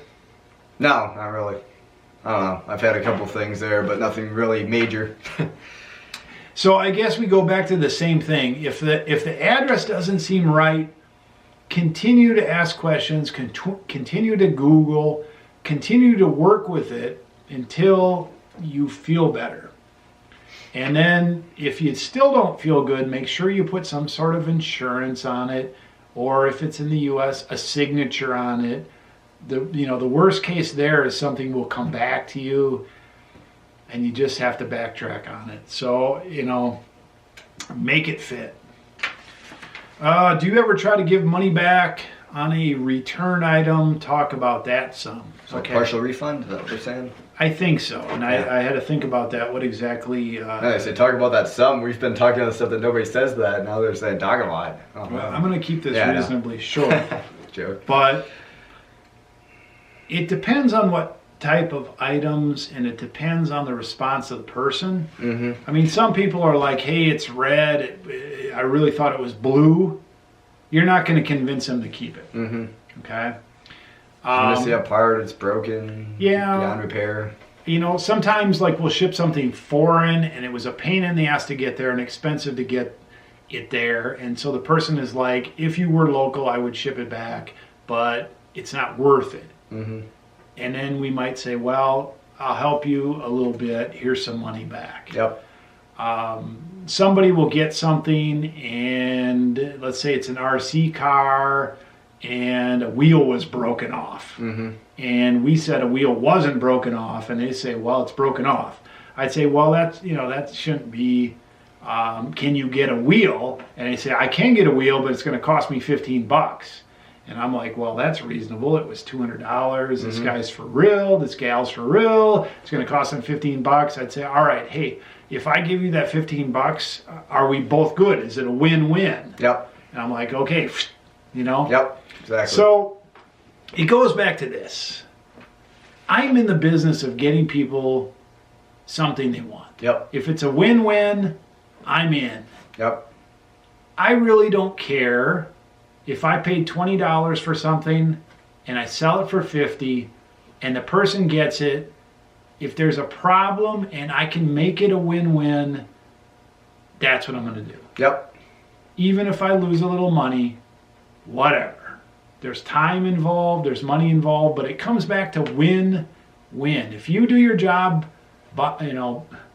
pick well, list often, it's not going to matter. But the win-win matters because there's somebody on the other side. Now, there's always scammers. There's always people who are looking for something for nothing. There's always hard asses and jackasses and people that, no matter what, you're never going to please them. But I'm looking for win-win. Yep. So, yeah, I always try to work with somebody. I ask the right questions. But you can always tell when that item's coming back. There's nothing you can do to save it. You gotta realize that either the mail or the shipping screwed up, you packed it wrong and it got broken, you didn't test it enough, it wasn't described right, it's not the right item, all those things, it's coming back, swallow your eggs, look at it when it comes back, maybe you can relist it, recoup your money, maybe not, maybe you don't buy that item anymore. Yep. And there are things that happen that are out of your control. But yes, I go through the steps. We're not doing very well. The computer setup Wheeler is working with is sweet. Yep. One of the perks of working with your old man dealer. I had because it was a really cool setup, but it was a pretty cheap. It was a pretty cheap setup for a long time there, and now of course I have the cool MacBook Pro, so I kind of upgraded a little bit there. Well, okay, so just a general question. Since we began the business in our basement of our house till now, have things got cooler and cooler? Well, I started out with a really cool computer. I've squabbled it, got rid of it. It's kind of stupid. In general? Yeah, in general, yeah. After that, it went up from there.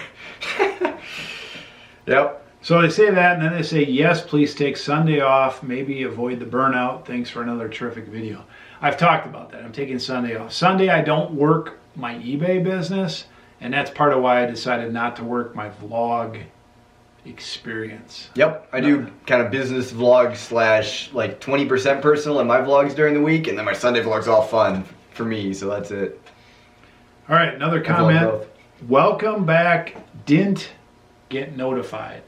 So there we talk about the bell icon. Make sure you're subscribed. Make sure you find this bell by the subscribe button. It's right there. And hit that too. Yep, it's annoying. I had to turn that on for your channel because I didn't get notified. So I was like, and I've noticed a couple other random channels of mine that I just, first of all, they don't even show up in the sub feed, even though I'm still subscribed. And secondly, then it's all screwed up. The quality of label glue, including tape glue, significantly deteriorates when the labels and tape rolls are stored in cold.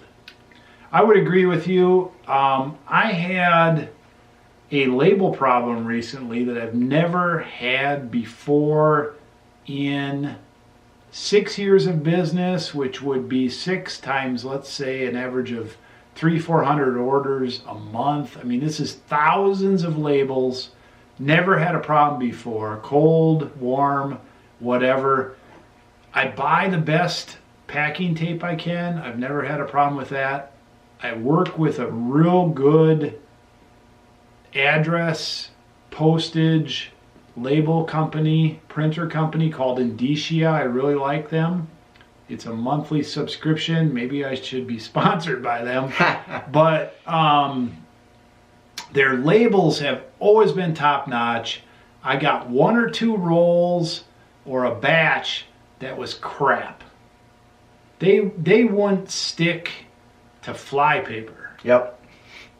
And so I stuck them on there. The corners would curl almost right away. I had to tape them down with my good tape that's always been good from Uline, which probably should be sponsored by. Should we sponsor everybody here? This is no. Should be a super sponsored channel. No.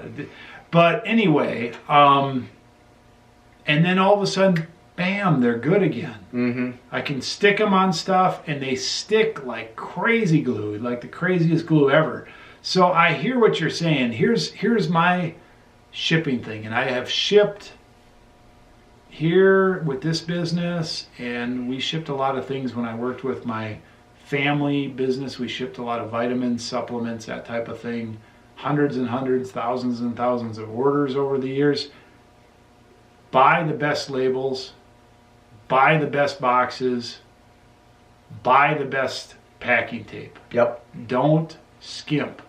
Even so, I had this streak when they were crap. I don't know why. I adjusted. I probably lost a few packages, and now they're back. I don't know why. My experience as a scooter/skateboard rider, grip tape will not stick in cold. It's a well-known fact. That's the deal, but that's like 30 degrees or below. You can't apply anything sticky to any other surface, but we're obviously in a warm thing here. Once it warms up, it's fine. You can like heat it with a heat gun and you stick it on there, it's fine. So Yeah, that wasn't the issue. No, these But yes, glue will not stick in the cold. These were like sticking a piece of paper on. They would curl up right away and be like, "What is going on?" Anti-glue. Anti-sticker. Anti-glue. Stick it out. It was just flies right off. They just had a problem with that roll. Antimatter. Buyers cannot see pending offers. Not that I have ever found. Yay for how it's made. Okay. So I have a hunch that when somebody sends you a question on an item, or when somebody sends you an offer on an item, I have a hunch that the other watchers on that item get some sort of a notification of one kind or another that pressures them to get on it. Yep, and of course on the top of the listing it says 3 questions in on this item or something. 3 pending or a pending offer if there is something like that.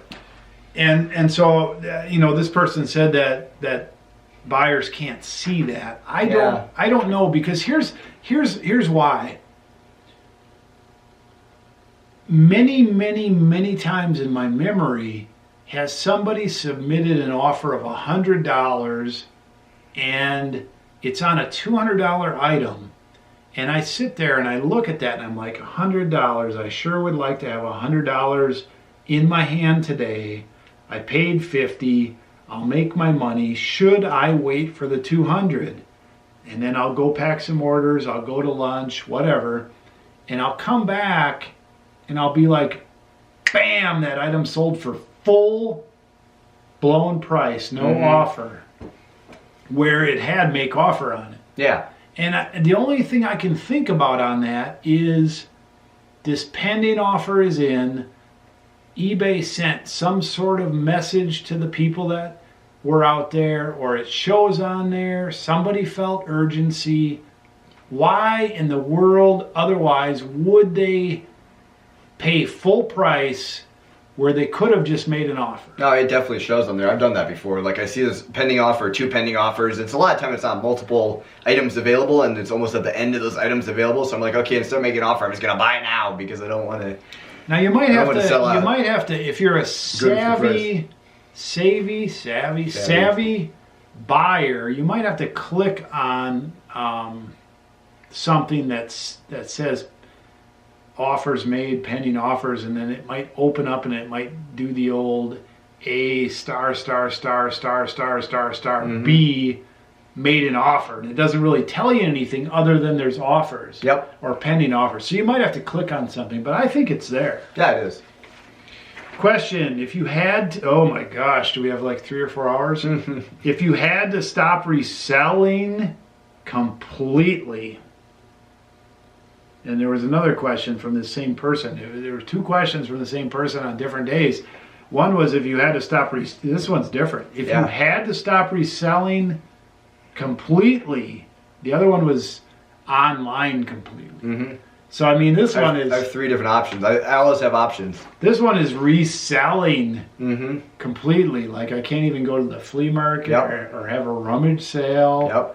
Or I can't even like sell things ever. Reselling, you can't resell anything. Like, you can't bring a pawn shop. I can't be in the sell. I can't sell anything. Throw it out. What would you do to make mindset? What would you do to make a living? I have 3 answers for that. I'd either be a professional scooter rider, a professional YouTuber / vlogger, or a professional photographer, or all 3. So I also have backup plans.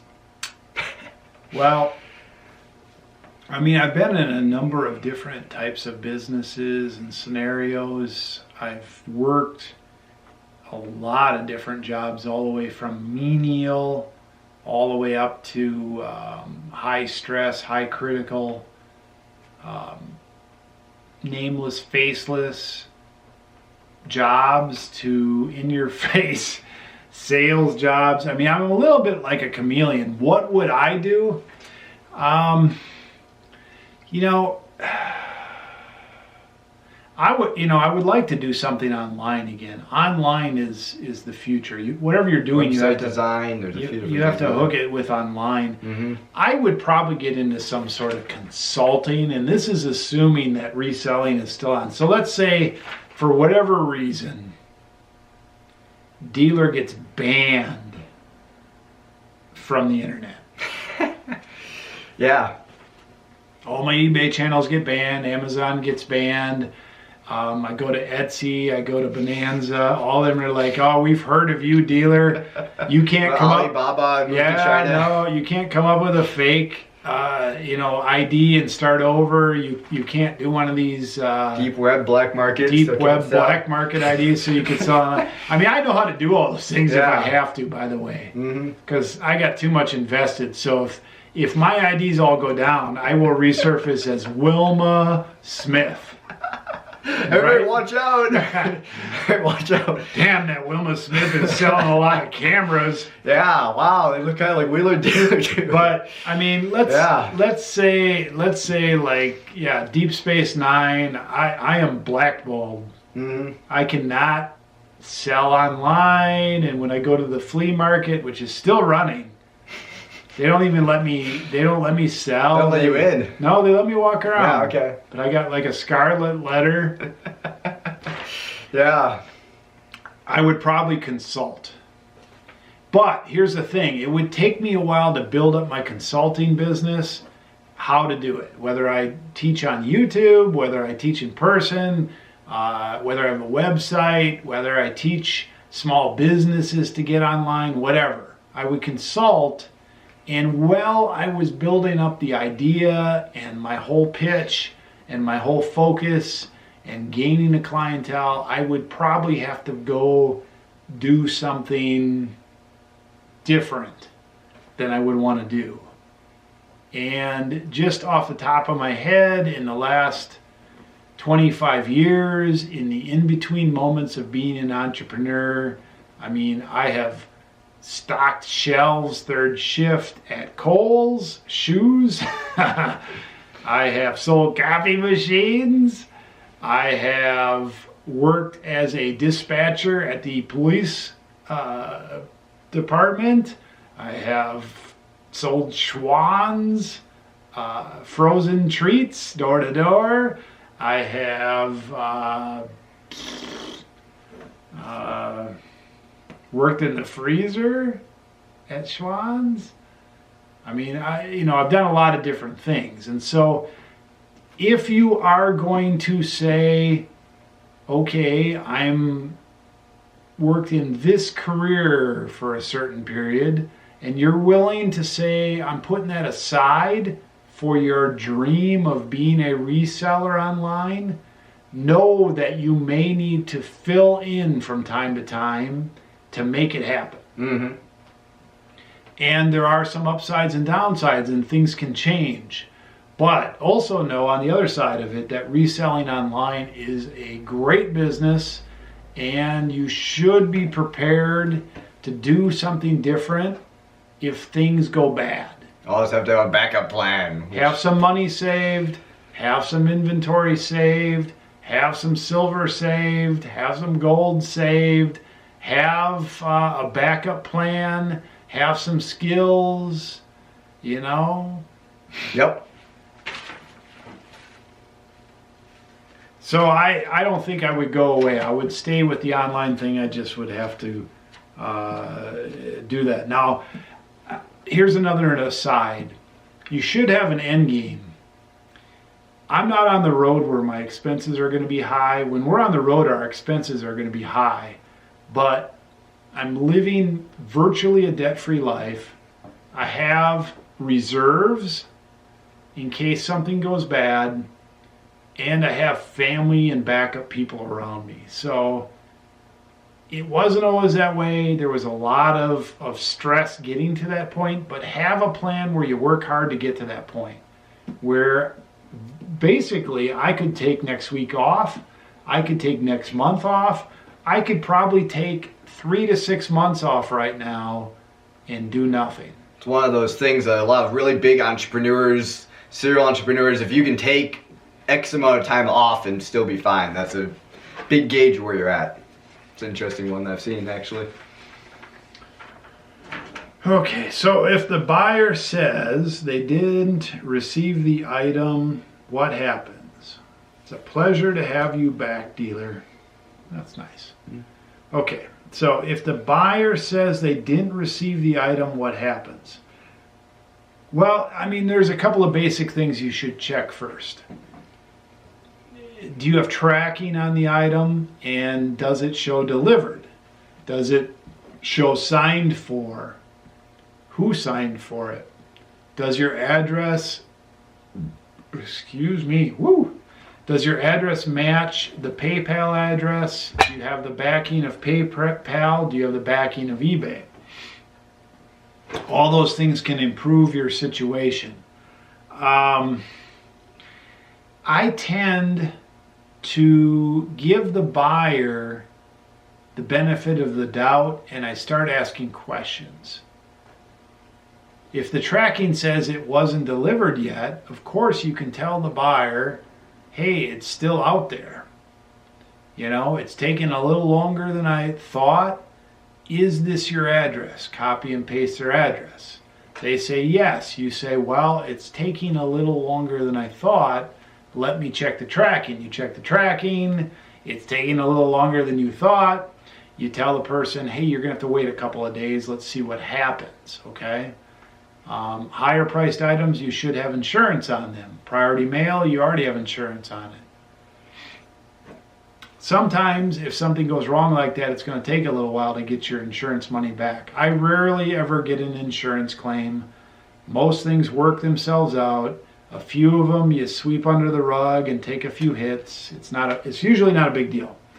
So if the item says delivered and the person says I didn't receive it, I say, did anybody else in your house pick that thing up off the porch and bring it in your house? And I always say it in a nice way. I don't say it so direct. I don't say it like some sort of hard case. I talk to you guys sort of straight and like a hard case, but I ask them, you know, is there anybody... Customer service. Yeah, is there anybody else in your house that might have brought that thing in? You live in an apartment complex where they would have it, where somebody else would have taken it or something like that. We've had that before, like New York apartments, whatever.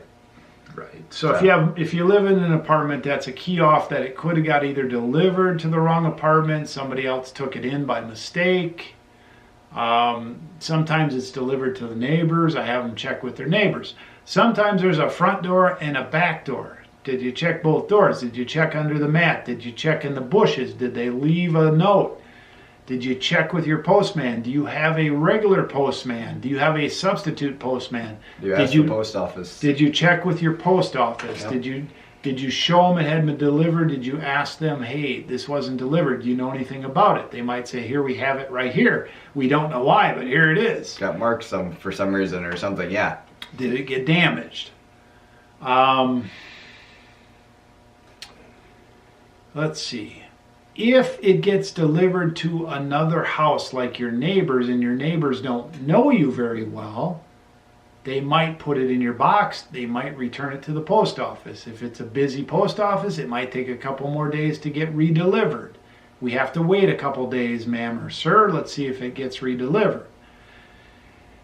Did it get stolen? Are you in an area where stuff gets stolen? I delivered 4 boxes of trains to somebody, and I had on the trains, please. No, I didn't say please. I had signatures. Yeah. And the train guy also had notes all over his doors. Do not leave without a signature. Do not leave without ringing our bell. Do not leave with... And whoever was the deliverer delivered these 4 boxes of trains. They did not get a signature. They did not ring the bell. The trains were gone, ripped off. Mm-hmm. That becomes a criminal situation. It's the problem of the other person on the other end. I will cooperate with anything they need. However, that stuff was stolen off the porch after it was delivered. The post office did not get the signature. It is now that person's problem, the receivers and the post office. Yep. So, common sense. You got to get some common sense in there. Ask a lot of questions. There is a point where you shouldn't chase it. I've had some $50 or less items where it is one of these scenarios where you go through all these checklists and everybody throws up their hands. Nobody can tell anything. You just, at that point, you take your hand and you punch yourself. Oh, a bad arm there. You punch yourself like that. Oh, cramp. And you refund the money. Yep. And you move on. But if you go through many of the scenarios that I've just said and you go back and forth, a lot of those will solve themselves. A lot of times the person will say, hey, it was in the bushes. Hey, it was with my neighbor. Hey, my daughter brought it in. There it was, da-da-da-da-da. A lot of those will solve themselves. The neighbor had it, or got it, whatever. And sometimes even we've had somebody who couldn't find their item in the box. Oh, this box got here, no item in it. They dug around a little bit more. Oh, wait, there it is. So yeah. And internationally, sometimes stuff will get screwed up. I'll refund the money, and lo and behold, 2, 3, 5, 6, even 9 months later, it's crazy but true. Thought the item was lost, refunded the money, didn't have insurance on it. The item comes back and shows up in my hand again. I just resell it again. Yep, I had one thing there where I sent a skateboard to Mexico and they, for some reason, never got contact from them. It just disappeared without a trace. 9, 10 months later, however, it was a ridiculous amount of time later. It was almost a year later. This thing comes back to me. I didn't refund any money. So some things like that even happen too. I don't know. It's like $120 out of their pocket, I guess. If I had to give a percentage for United States, lost, damaged, strange problem, can't resolve, it's easily less than 2%, probably less than 1%. Mm-hmm. If I was to give a percentage on international, it's probably 2% or less. And so it is a part of the business. Maybe because we do such high volume, I don't chase them all anymore. If I really spent some time on it, maybe I could lower those percentages a little bit.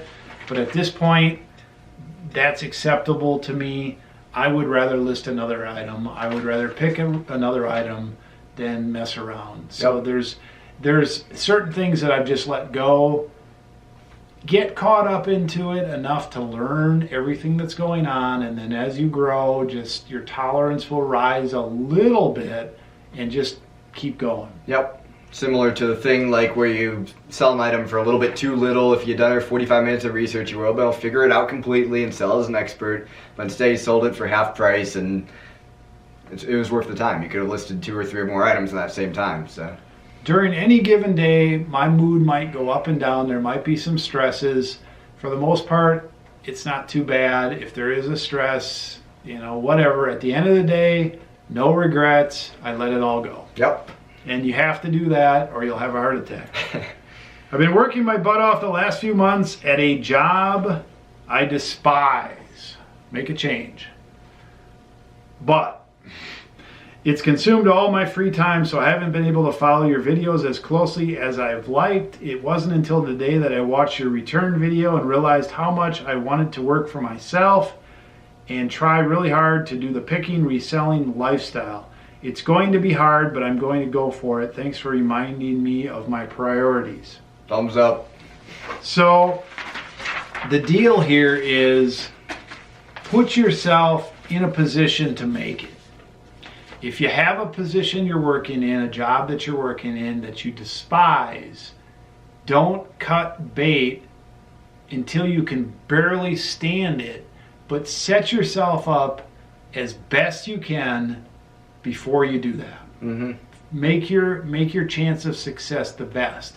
And I did another video on that. I'm not going to go through all the whole idea behind it, but basically, if you're working a job you despise, love that job for the experience, like it for the money, do what you have to do. Try to cut out as much of the rest of your time waste in your life as possible. Build up your business as much as possible. Build up your experience as much as possible. Get your business going as crazy as possible. And then do some numbers, and then make sure you can cut your job. And then, all right, and now Wheeler will entertain you for 2 minutes. What am I gonna do for 2 minutes? Talk about what you're doing in your office.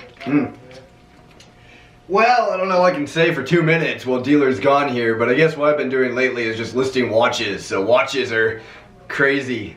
I don't know. They're to think. Does not work. 2 minutes. Can't entertain for 2 minutes. I don't have anything to go off of. That's what you get for pressing the button so darn fast. When you know there's a break, I gotta take a break. I see. Okay. Well, anyway, I guess you can cut it here. Cut it here, we're not gonna cut it. Whatever. It's all good. The awkward Wheeler attempts to entertain people and has nothing to talk about. It's all good. Yep. Okay, here's a beautiful question. By the way, I think, oh no, I was gonna say we're on the last page. We're going long. Does anybody care? Does anybody mind? It's a one-way thing. Nobody, you can't tell.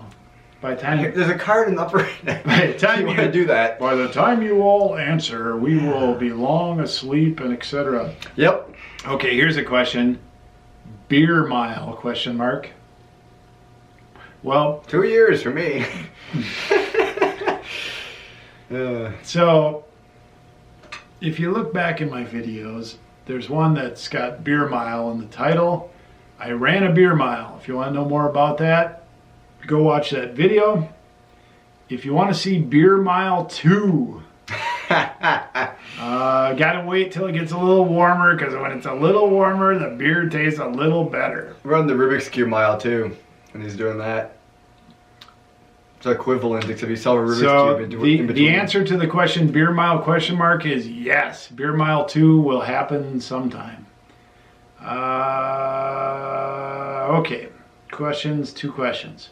Why do you do 11 to 13% sales sometimes right away?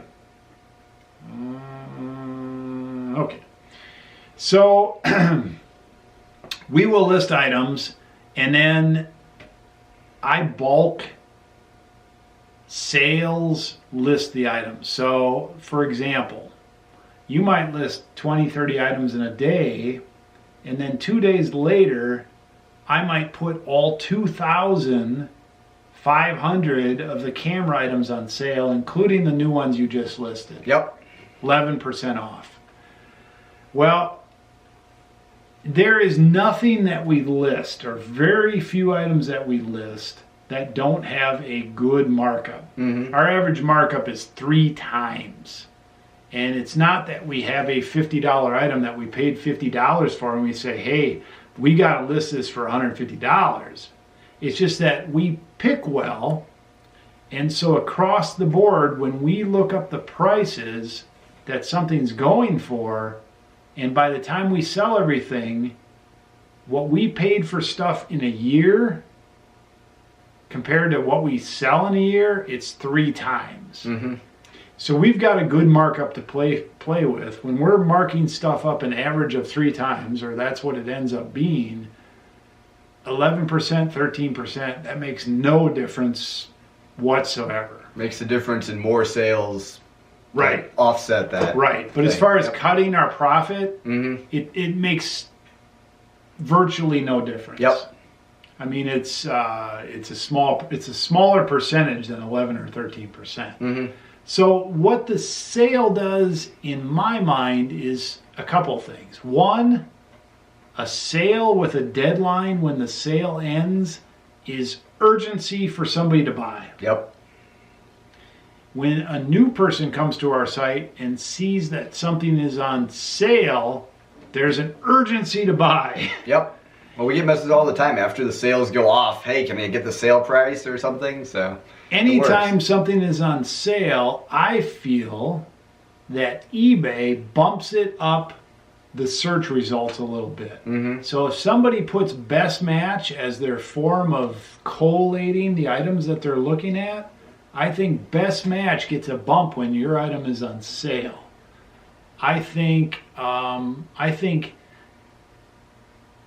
if an item is on sale compared to an item that isn't on sale, I think your item shows both in search results and just in quality results, everything. It's just a mindset that we have in America and maybe other countries. This is the one I should buy. Yep.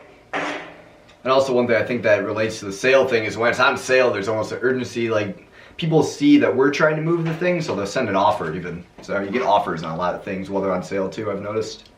So really the question isn't if sales spurn sales, but it's why. The question was, why do you put your newest items on sales? Yeah. And really it's, I don't even care about it because we list often. We probably list to sell 400 items a month. We're listing 400 items a month. Yeah. 500 items a month. We are listing continuously. And so whether an item goes on sale, now or after it's been around a while, it just doesn't matter. Yep. It really doesn't matter. No. We're in the business of win-win, get somebody what they want, and we're in the business of moving stuff at a profit. Yep. So that's it. Maybe too personal. This is the second question. Yep. This is a personal question. How do you pay or motivate family, in parentheses, Wheeler, to work so hard? I'm self-motivating, man. He's on my channel too, I noticed that. But anyway, I motivate myself. I enjoy what I do. Big part of it. Well, it's more fun than school. Yeah. Well. That's all you will. Yeah. And for me, I mean, there's a lot of fun things in my life, a lot of rewarding things in my life, but this business is one of the funnest. So I'm self-motivated to do this business as well. We have a lot of different characteristics, but one of the characteristics that we share that not everybody has is self-motivation. Mm-hmm. When we want to run, we go out and run. When we want to do a vlog for 200 in a row, we do a vlog for 200 in a row. When we want to do a beer mile and a Rubik's Cube mile, we do it. Yep. We do a lot of things that not everybody wants. Mm-hmm. And nobody really knows why. What's the motivation? Heck, if I know, it's in here. Okay? So ever since Wheeler has been like 2 years old, and in our business, maybe, I mean, let me give you a couple examples in Wheeler's life. I go out running when you're 5 and 6, and you're like, Daddy, can I go running with you? And I'm like, I don't think you're going to like it. Sam does that now. It's funny. Yeah. And so does Elizabeth. Yep. And I'm just like, yeah. I mean, there are people that are motivated by themselves to try new things and do new things, and there are people who are not. You can lead a horse to water, but you can't make him to drink. You can't take a rope and push somebody. Yep. You can pull somebody, and pulling somebody is very hard. So I could pay you $1 million, or I could pay you $2, and you probably would still want to. Well, I was going to say, it's a lot harder, or it costs a lot more than most people are willing to pay to make me do something I don't want to do. That's right. That's the deal. So I'm not being paid and motivated by money to So do this. really the money motivation and the perks and some of the things that I've put in place for our business are for me and for Wheeler and sometimes Banana Peeler. They're to try to get us to focus on the things that we need to do or do better. Yep. But both of us have self-motivation. Mm-hmm. And we have sort of an understanding. The understanding is I'm the old guard, and certainly I still have some horsepower under the hood. I have a lot of experience. I'm willing to take the punches at the end of the rainbow if needed. I sweep up the money at the end of the day. I take care of a lot of the big problems. I know that Wheeler is hungry. He's very energetic, very young and green, and wants to learn. And he's gonna someday be the old guy that I am. And so we have an understanding that we both have certain things that we bring to the table. I let him run like a crazy man down the street, and he gets a whole bunch done. And at the end of the day, we sit down and I say, hey, look, you ran like a crazy man down the street. Look at all you did. Awesome. And then I beat him up a little bit and say, look, you could have did that in half the time if you would have, done this.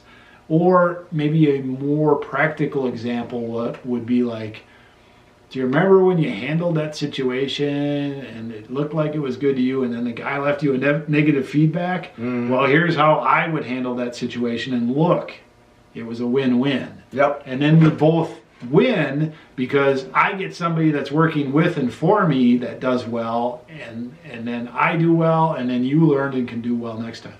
So how do I motivate my family? Everybody's different. Wheeler, for example, I'm not going to go into each of my family members. You're either motivated internally by yourself or you're motivated externally. If somebody is motivated external, and I love and care for them, I try to teach them that, look, you need to turn that external motivation around to something internal. Why are you doing this? Do you want to do this? Here's why you want to do this. You need to develop that. If people can't develop self-motivation, they don't have anything. Yep. What else you have? That's about it. I think we self-motivate. We also self-beat ourselves up a little bit if something goes wrong. It's a certain insanity that we both have. Mm-hmm. I'm the hardest person on myself of anybody that could ever be. I mean, when somebody criticizes me on YouTube, I take it to heart, but then I'll go for months and just beat myself up. It had nothing to do with that comment until I figure something out. I mean, I think you're the same way. Mm-hmm. Good or bad, that's what it is. Yep.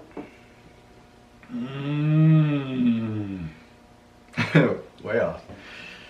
Good to have you back. Why don't you use eBay's global shipping program? Well, we have 4 channels. On the watch channel, we have started using the global shipping program only. Mm-hmm. And it's been all right. Yep. Watches are typically medium priced to expensive. Like our watches range from $30 all the way up to $400, $500. They're light. Yep. I think that works well with the global shipping program. On the other end of that, cheap, light things don't work well. That's about it. Yep. And so our camera items, 75% or more of them are inexpensive and light, and I think first class international shipping works better. Yep. I use global shipping on some of my Northwest Kansas stuff. I think the global shipping program is good, but it's not universal. Yep. Dealer, how much capital does it take to start a reselling business? That's a hard question. That's a complicated question. It's a complicated question. Yeah. Let me give you some examples. A few years ago, we did a challenge, and we did this challenge while we were working a very growing and successful business, but we did a challenge to ourselves called the $1 to 50K, and our goal was to take $1, buy an item or items, and turn that $1 through flipping products over time into $50,000. Yep. And It flopped miserably twice, but it flopped twice. Mhm. The first time we bought an item and we couldn't move on to the next item until we sold our first item. And so it did all right, but it drug out. I don't even remember. I think I was up to like $1,200. I was at right around 1,000. Yeah. Yeah. So that didn't go so well. The second time we took $1 and we bought an item for $1 and sold it, and whatever money we made, we could invest in as many items as we want. The problem is that got so out of control, bad hair day, that Wheeler... Could find unlimited items. That's the problem. Well, especially for cheap. your other business, our business, tanked, Mm-hmm. and then your challenge tanked Mm-hmm. because you got frustrated with shipping and all kinds of things. And I had 60 items listed or 70 items listed at that time too, so it didn't really tank. But I didn't list anything past that. It just kind of. I actually turned $1 in less than a year's time into 5,000. Yeah, and I got 1,300 out of that. Right. And we Plus 70 items still and we listed. learned a lot from it. So Mhm. in reality, if you were disciplined and didn't need to take anything out of your business, you could start with $1 and you could build an unlimited business and not take money out until it got big enough until you wanted to. Yep, if we did full time, I'm 100% convinced, or not even full time, because almost the format we were doing. But if we had it really organized somehow, we can make it to 50,000. I'm 100% convinced of that. It In wasn't- a year's time. in a year's time, yeah. Right. That's what I'm saying. So if we actually, But you tried- couldn't take money out of it. No, that's the thing. So that makes it a whole much. Yep. This is what really messed with that challenge. Mhm. Is it started to invade on the time that was needed to run our business that put food on the table. Yep. You need money for food, and you see the 5,000 over there just sitting there. Well, and you're I like, needed money for Well, food, yeah, okay, and I you- saw that's you what I'm go talking off about. on several tangents, and I was like, Yeah. "Oh my goodness, this ain't working." Yeah. But the point is, we couldn't draw money out of it, and you had to put increasing effort into it. But okay, so that was one experiment. Mm-hmm. How much capital does it take to start a reselling business? Currently, my budget per month average is $5,000 for inventory and probably about $3,000 or $4,000 for expenses. Mm-hmm. That's my current budget.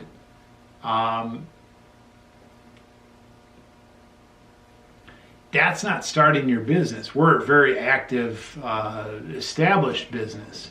But that's the other side of it. So you could start for $1 if you didn't need to take money out of it. Obviously, you'd need to have access to a computer, internet, some boxes. I mean, you could cheap Charlie the whole thing if you were an experienced business type person, experienced in solving problems, experienced in getting things done. You could start small like that and learn on your way if you're really confident. Yep. It wouldn't be easy. Mm-hmm. And on the other end of that, how much we spend. And obviously there's bigger resellers out there that have staff or whatever, right? Mm-hmm. So it really depends, A, on your experience, B, on your tolerance to stress and excitement, and realizing, like, if you're going to dive into this thing, let me give you an example. I mean, if you've got skin in the game, money in the game, you got a couple $1,000s in inventory, you got everything needed to get stuff from listed to packed and out the door, and you're listing stuff and you got orders coming in, you can't just say, hey, tonight I'm heading to California for 7 days and then expect to come back and have a business. Mm-hmm. And so, I mean, there's a dedication to that too. So there's a lot. It's not just how much capital does it take to start. It's like, are you How much willing? commitment does it Are take you us? willing to see this thing through? Yeah. You know, it's really with this thing, it's one of those things where it's incremental. Start at the beginning, just start doing it. Yep. Just start doing it. It doesn't really matter how fast. If you're going too fast, slow down a little bit. If you're not going fast enough, and you can speed up a little bit. I really think you shouldn't quit your job. People shouldn't quit their income source until they've pressed the pedal to the metal with this thing and see what it can do, until they've blown the doors off and they've stressed themselves out and see what the limits are. Then back off a bit, regroup, quit your job, go for it. Mm-hmm. But if you've lost your job and you got no money and you're going to borrow to do this, that's stressful. Mm-hmm. I did something like that, but I was confident that I could pull it off, or at least confident enough to go for it. And I was crazy enough. Yeah. A crazy bigger life. Well, I was thinking, like, you have to be confident in what you're going to buy and sell. You have to be confident that you can make a steady income from that. You have to be confident you can find these items. Otherwise, you're kind of crazy. well, I don't know. And you have to be crazy either way. So I mean, let's say you had a couple $1,000s and you say, hey, I want to start this business. If you've ever watched Storage Wars, don't be like the episode where Jared and Brandy are standing there looking at a storage unit, and this dude comes up and he starts bidding with his money that he just cashed out from his 401k, and he starts bidding, and Jared's like, okay, 2,000, and the guy's like 2,100. Jared's like 2,200, and then the guy's like 2,300. And Jared goes over to him, hey, what are you doing? Oh, I'm just starting this business. I just quit my job and I cashed out. And Jared's like, oh shit. And the guy's like 2,400, 2,600, 2,700, 2,800. Jared really wants this storage unit because it's a good one. Mm-hmm. But he bids this dude up, and then Jared goes into the unit with him after this guy wins it for 3,000 something. And Jared's like, this is good, this is bad, this is good. But you can tell that the guy is in way over his head. Yep. All right, a couple practical things. You got to be comfortable and research what you're buying and selling. If you buy something and don't know you're going to make a profit, most of the time, you're in over your head. Yep. If you're an established business like we are, and I go out and I spend literally hundreds, even $1,000 a month on things I don't know about and don't care about, I just have a hunch, that's okay. But don't do that if this is your first dance. Yep. Realize this. This is a big one. When you buy X dollars of inventory, let's say you somehow go out and you find this big lot of great stuff, $2,000 worth of stuff, it's going to sell for $6,000. You pay $2,000, it's great stuff. It's going to sell for $6,000. Well, here's the reality of that. You're not going to get the $4,000 until you process it. Yep. You need to sort it. You need to clean it. You need to test it. You need to group it. You need to look it up. You need to list it. You need to wait. You need to answer questions. You need to pack it. You need to ship it. You need to wait till it sticks. It's more consideration than just the capital and the... So it can take a while. Yep. It can take a while. So a lot of people put their first $2,000 in the business, they get it all rolling, they sell all their stuff, but that takes a while, and so the turnaround of your money takes a while. Mm-hmm. If I wanted, I'm going to sum this up. If I wanted to make a full-time living and I was reasonably new to this business and I wanted to jump in and make a full-time living, how much money would I want to have? I would want to have $50,000. Here's why. You want to stop that and start it? Yep. $50,000 would allow me to do this. The first month, I would struggle and go out there and try to spend $1,000 and look to find $1,000 worth of stuff that I could double my money and list it. The second month, I would try to go out and spend $2,000 on good stuff. And I would try to, again, list all that and with the hope of at least doubling my money, okay? Now, I realize that during month 1 and 2, you're not going to sell all that stuff and you're going to have some expenses. You might need to take, if you're not doing anything else, you might need to take some of that $50,000 and live. Month 3, try to go out and spend another $2,000 or maybe even $2,500 and list all that stuff and keep working yourself up. By month 6, you might have spent $15,000 on inventory. And if you've got decent stuff that you're buying, you're going through this whole process of learning, you spent $15,000 and you got all that stuff listed, in the first 6 months, you're going to have a bunch of that back. In fact, you're going to have your initial investment back. You should. If you're doing all the right things, you're going to have your money back and then some. But the problem is you've got to live. So if you're looking to draw money out of that, you probably will be able to. However, it may not be the $2,000, $3,000, $5,000 a month, $10,000 a month that you were making in your job. And so the first 6 months, you might spend $15,000, bust your ass, get that $15,000 back, still have a bunch of inventory. Maybe let's even say if you were really good, you made $15,000 on top of that. Divided by 6 months, that's still $2,000 plus a month minus expenses, right? You're not living high on the hog. But after 6 months, you're still in the game if you had $50,000. Because you didn't spend it, you didn't spend it on your life, whatever. I mean, you're going to have to make a plan.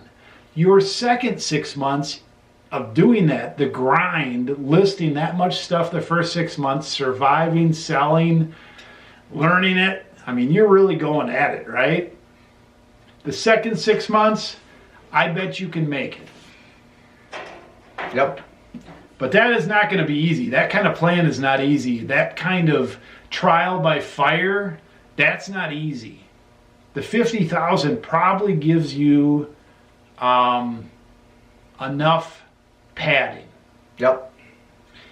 Now, a better way to do it is to go from working your full-time job and completely maxing out the rest of your energy to get this thing going before you quit. That's probably better. And possibly if you have a spouse, you can rely on some income and really suck your bills back and really downsize your life if you want to make a go of it. Or if you have a nest egg, great. Or work part-time someplace. You got to cover your bills. If you got kids, you got family, you got bills, you got to cover your bills. It's never easy to make this business, flatlined. Mm-hmm. I have to admit, and you can watch some of my old videos, I was $100,000 in debt when I started this business, more or less. And through a lot of stress and hard work, we made it out. I would not recommend that to anybody. Because I borrowed to do it. Don't do it. It is possible on any budget, on any time frame to resell, but transitioning that from a very part-time business to a full-time business is extremely difficult.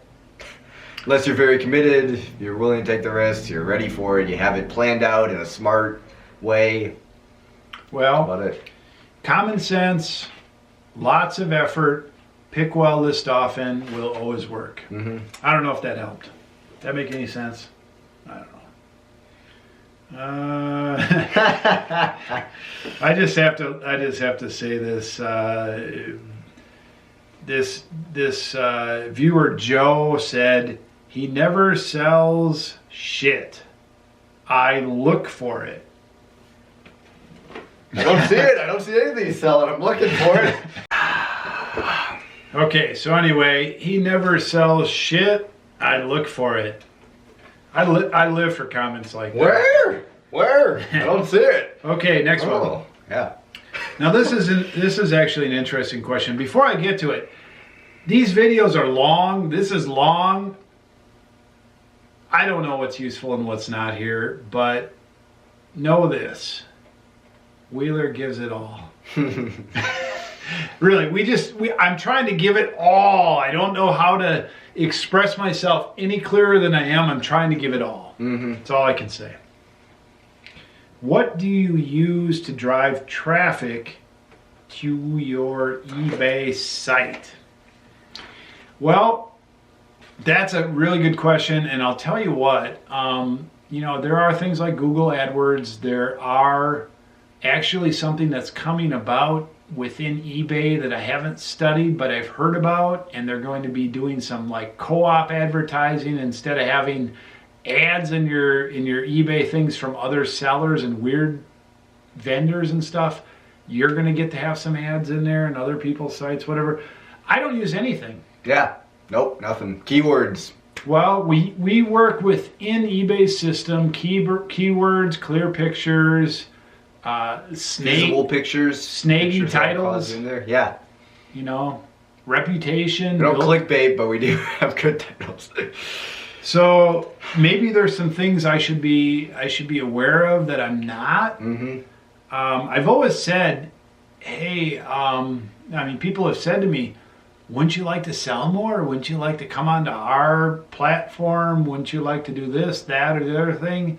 And I'm like, I don't know. I got as much business as I can handle. I'm shipping 400 plus items a month. Can you really help me? Yeah. Can you, part of it is this. You can snake oil salesmen more buyers. You can lower your price way down and you can attract more buyers, like people that only buy on price. Or you can sell quality items. You can sell at or near the highest price.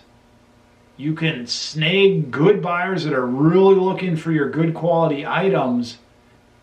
With our business, we don't try to snake anybody. No. We're not trying to sell anybody. We want people that are smart, articulate, searching for the coolest items, which we try to provide, and then we want the win-win. Yep. So I don't know how to answer that other than we don't do it. Yeah. It's funny, one thing I've never seen, or I've seen very rarely on eBay, is clickbait, because the thing on YouTube, you have to get the views or whatever. On eBay, because the funny thing is, I wonder if that would actually work, if somebody like clickbaited all their eBay titles. I don't know, I've never seen it. Well, let me give you another really quick example. We put this YouTube content out there, and about half the people who watch our YouTube channel, I think, watch the whole show. And then about half of them click on, click off. Yep. And we're not trying to fool anybody. We don't want anybody to click on and click off. We want everybody to watch the full thing and get the full experience. Yep. And I'm impressed when somebody watches the whole thing. I don't. I'm one of those people that clicks on, like clicks through it a little bit and clicks off. Well, I watched it at 2 times speed, so I shouldn't be talking. Oh my gosh. I'm one of the people. Well, so much for this example. Okay. But the point is, there probably are good ways to like drive traffic towards what I have, but there's no hard sell with our products on eBay. There's no like magic to our success. There's no like affiliate marketing, make $1 million in a day thing here, and there shouldn't be with your eBay business either. Pick well, list often. Now, pick well doesn't mean just buy cheap shit cheap and sell it to anybody. Pick well means buy good stuff, quality stuff at good prices so you can make a profit. On the buy end, there should be a win-win. Yep. The person who sells it to you might not want their stuff, but you bought it from them. They described it, you looked it over, win-win. On the sell end, it should be the same way. Somebody's really looking for this thing. You got it, you described it well, they like it, win-win. There's no fakeness. There's no hard sell. There's no, hey, this is a super Cadillac and it's really a Pinto. This is the real deal. Yep. This is honesty. This is the true business. We're not con artists, we're resellers.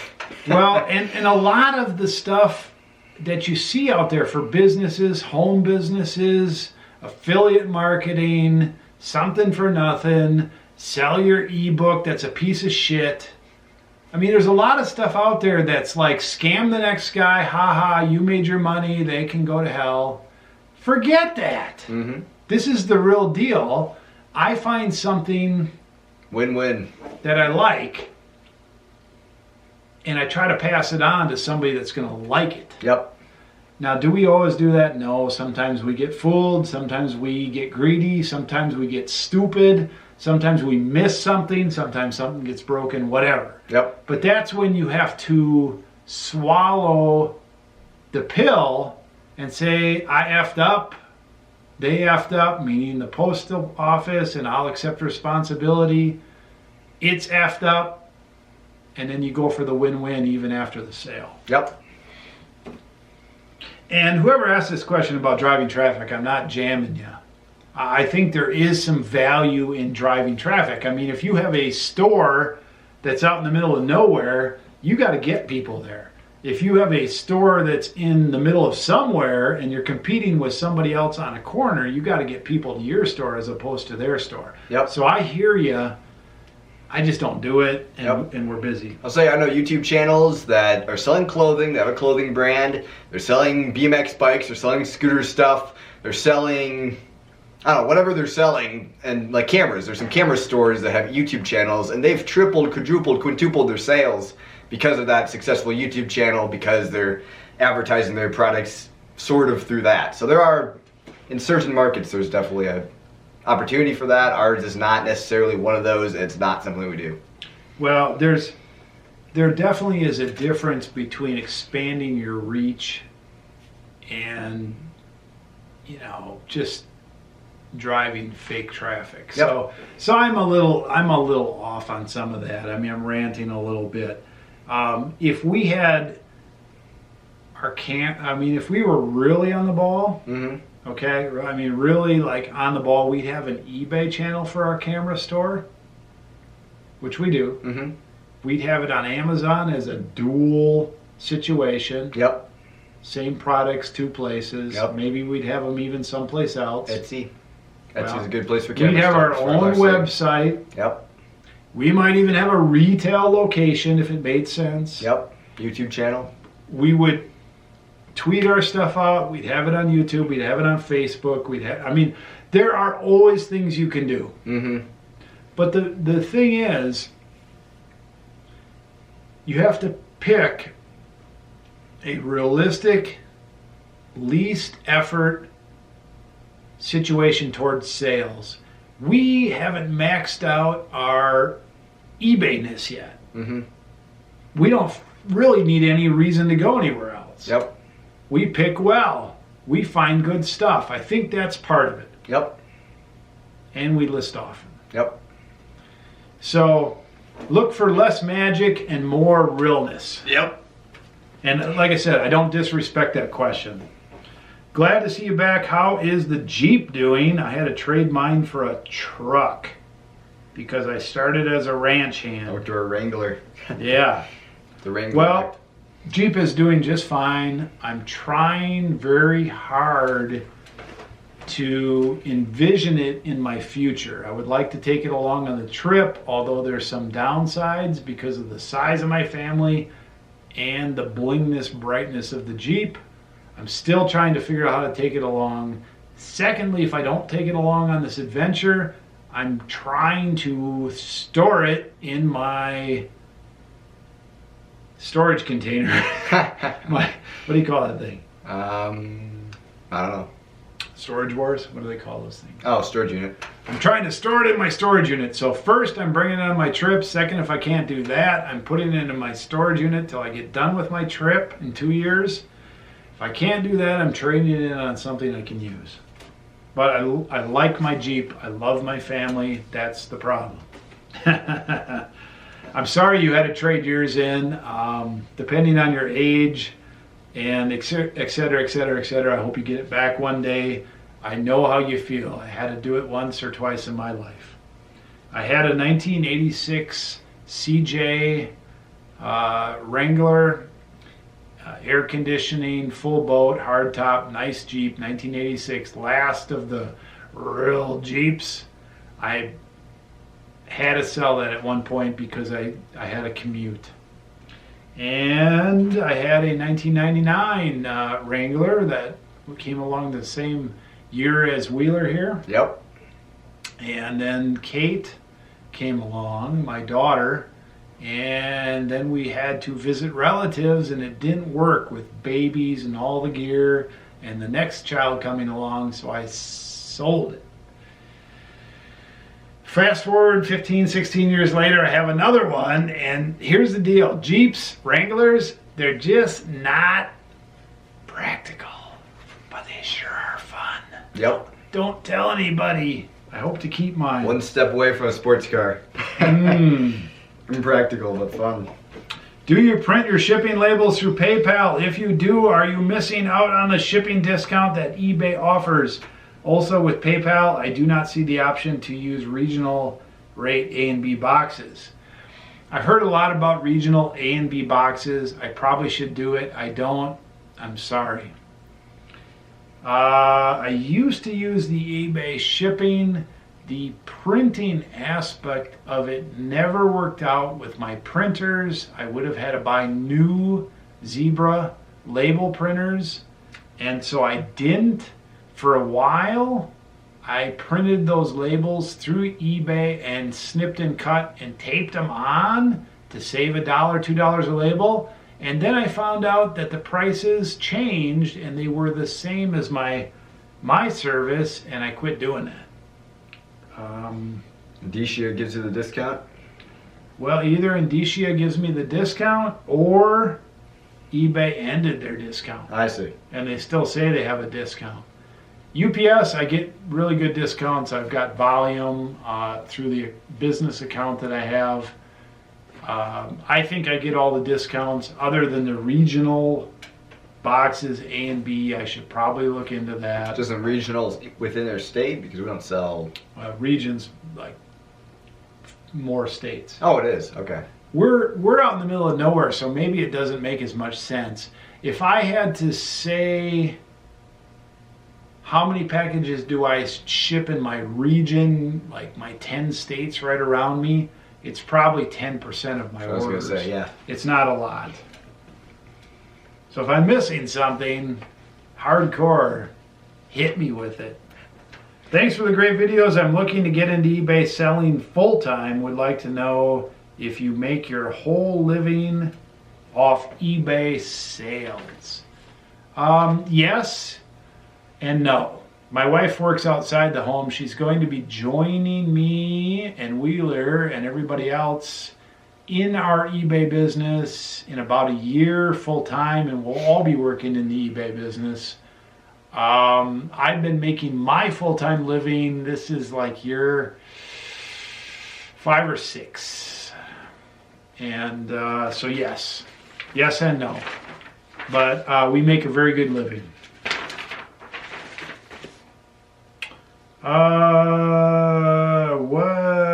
Well, everyone is a well-wisher, not me. I hope that you get so bored that you start putting up videos again next week. I really hope you come back. You guys are my favorite channel on YouTube. Really want to see what happens when you go on the road. Until we see you again, get bored and come back. So I probably could have played this earlier in the video, and a lot of these last comments are from when I quit. Mm-hmm. Or took a break. I'm back, so obviously I didn't quit, I took a break. It was called The Break. And it was the break. Look, I'm back. Yep. But I understand. I already explained it. Mm-hmm. The break. The return. Here we are. So nearly a 3-hour video and we're back. Oh my gosh. So I hope to make videos from now until eternity. Don't count on it. That way you won't be disappointed. But as long as I'm breathing and able to, I will attempt to make more videos.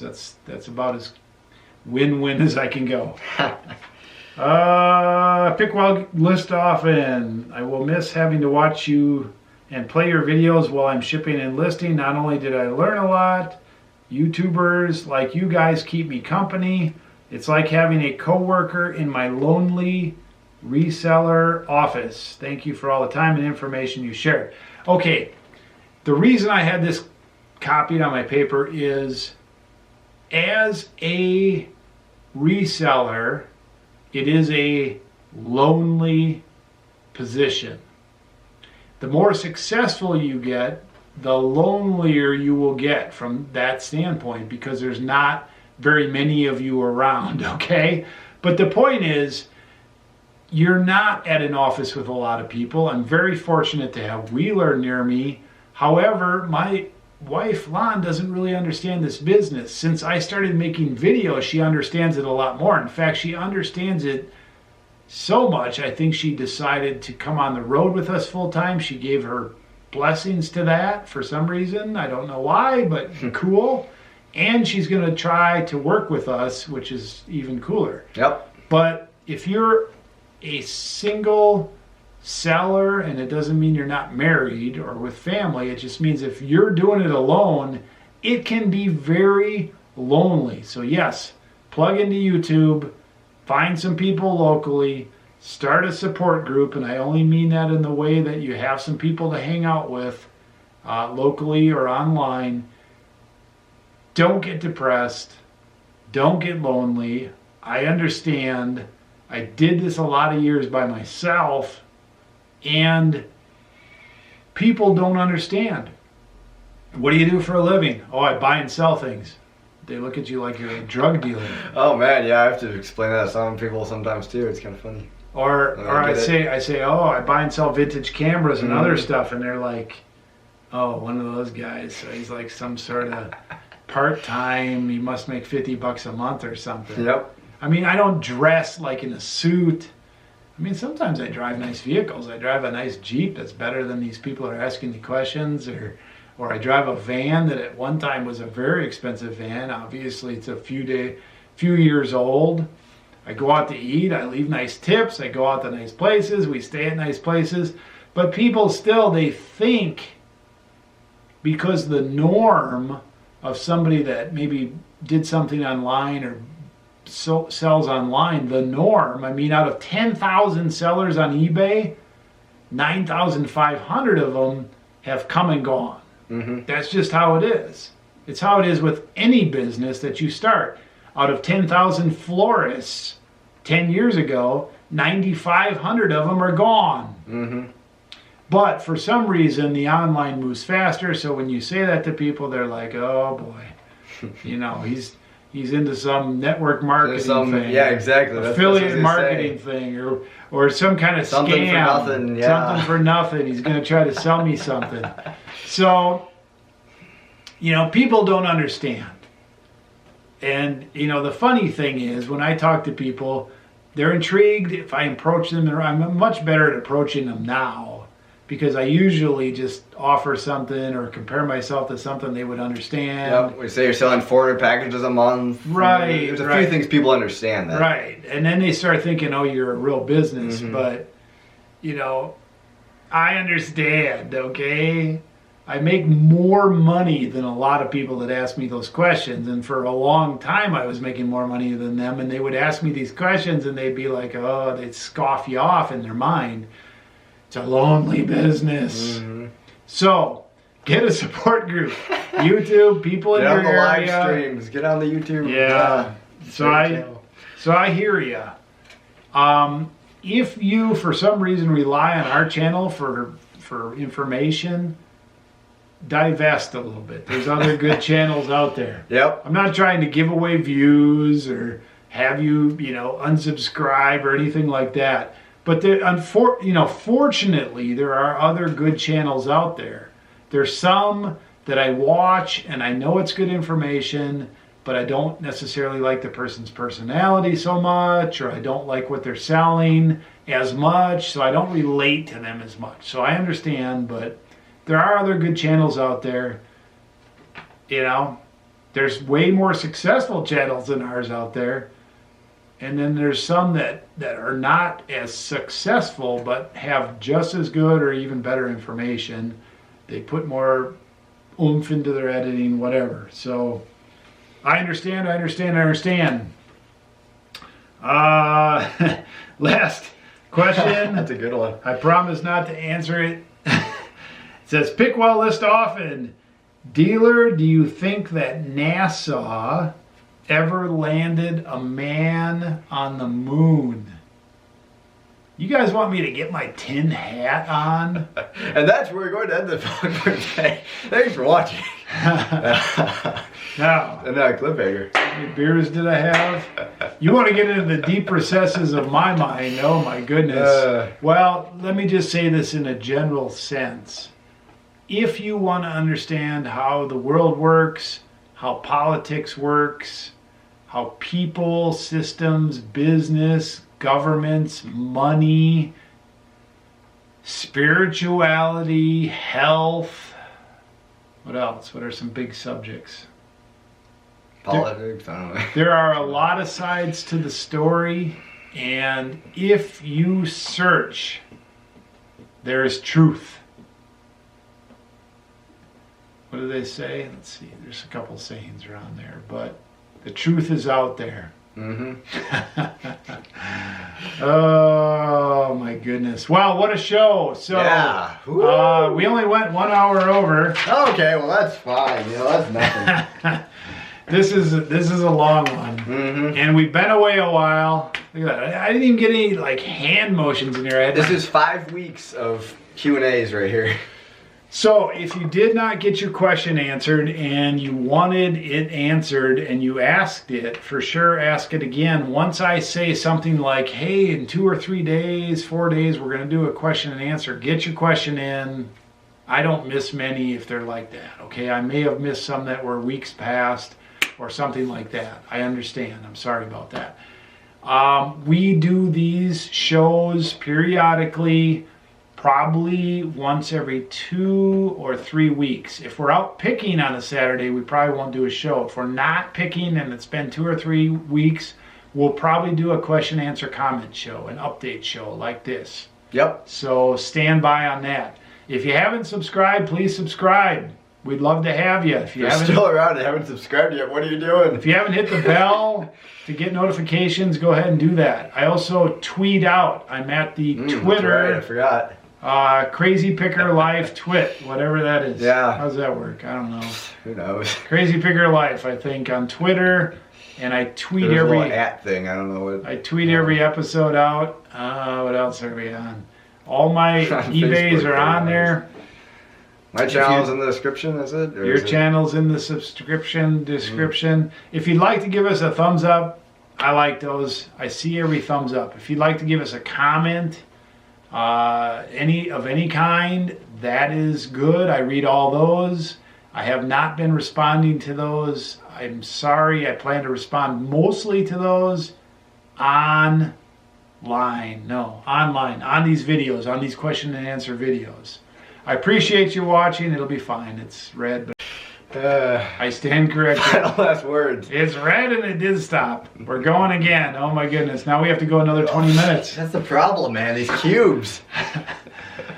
Oh, That's gonna be a 20-minute outro now, right? 20-minute outro. Da da da da da da da da da da da da da da da da da. Thanks for watching. Like, comment, subscribe, and watch all our other videos. Da da. Okay.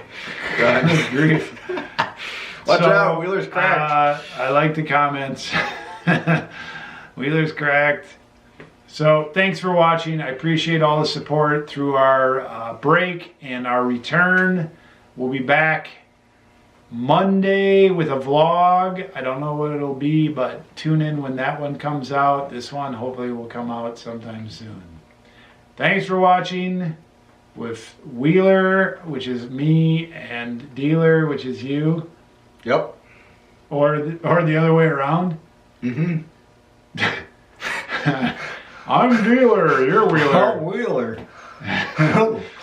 Pick well. List often. Wheeler and Dealer out. Out. Hey, Wheeler. Dealer Production.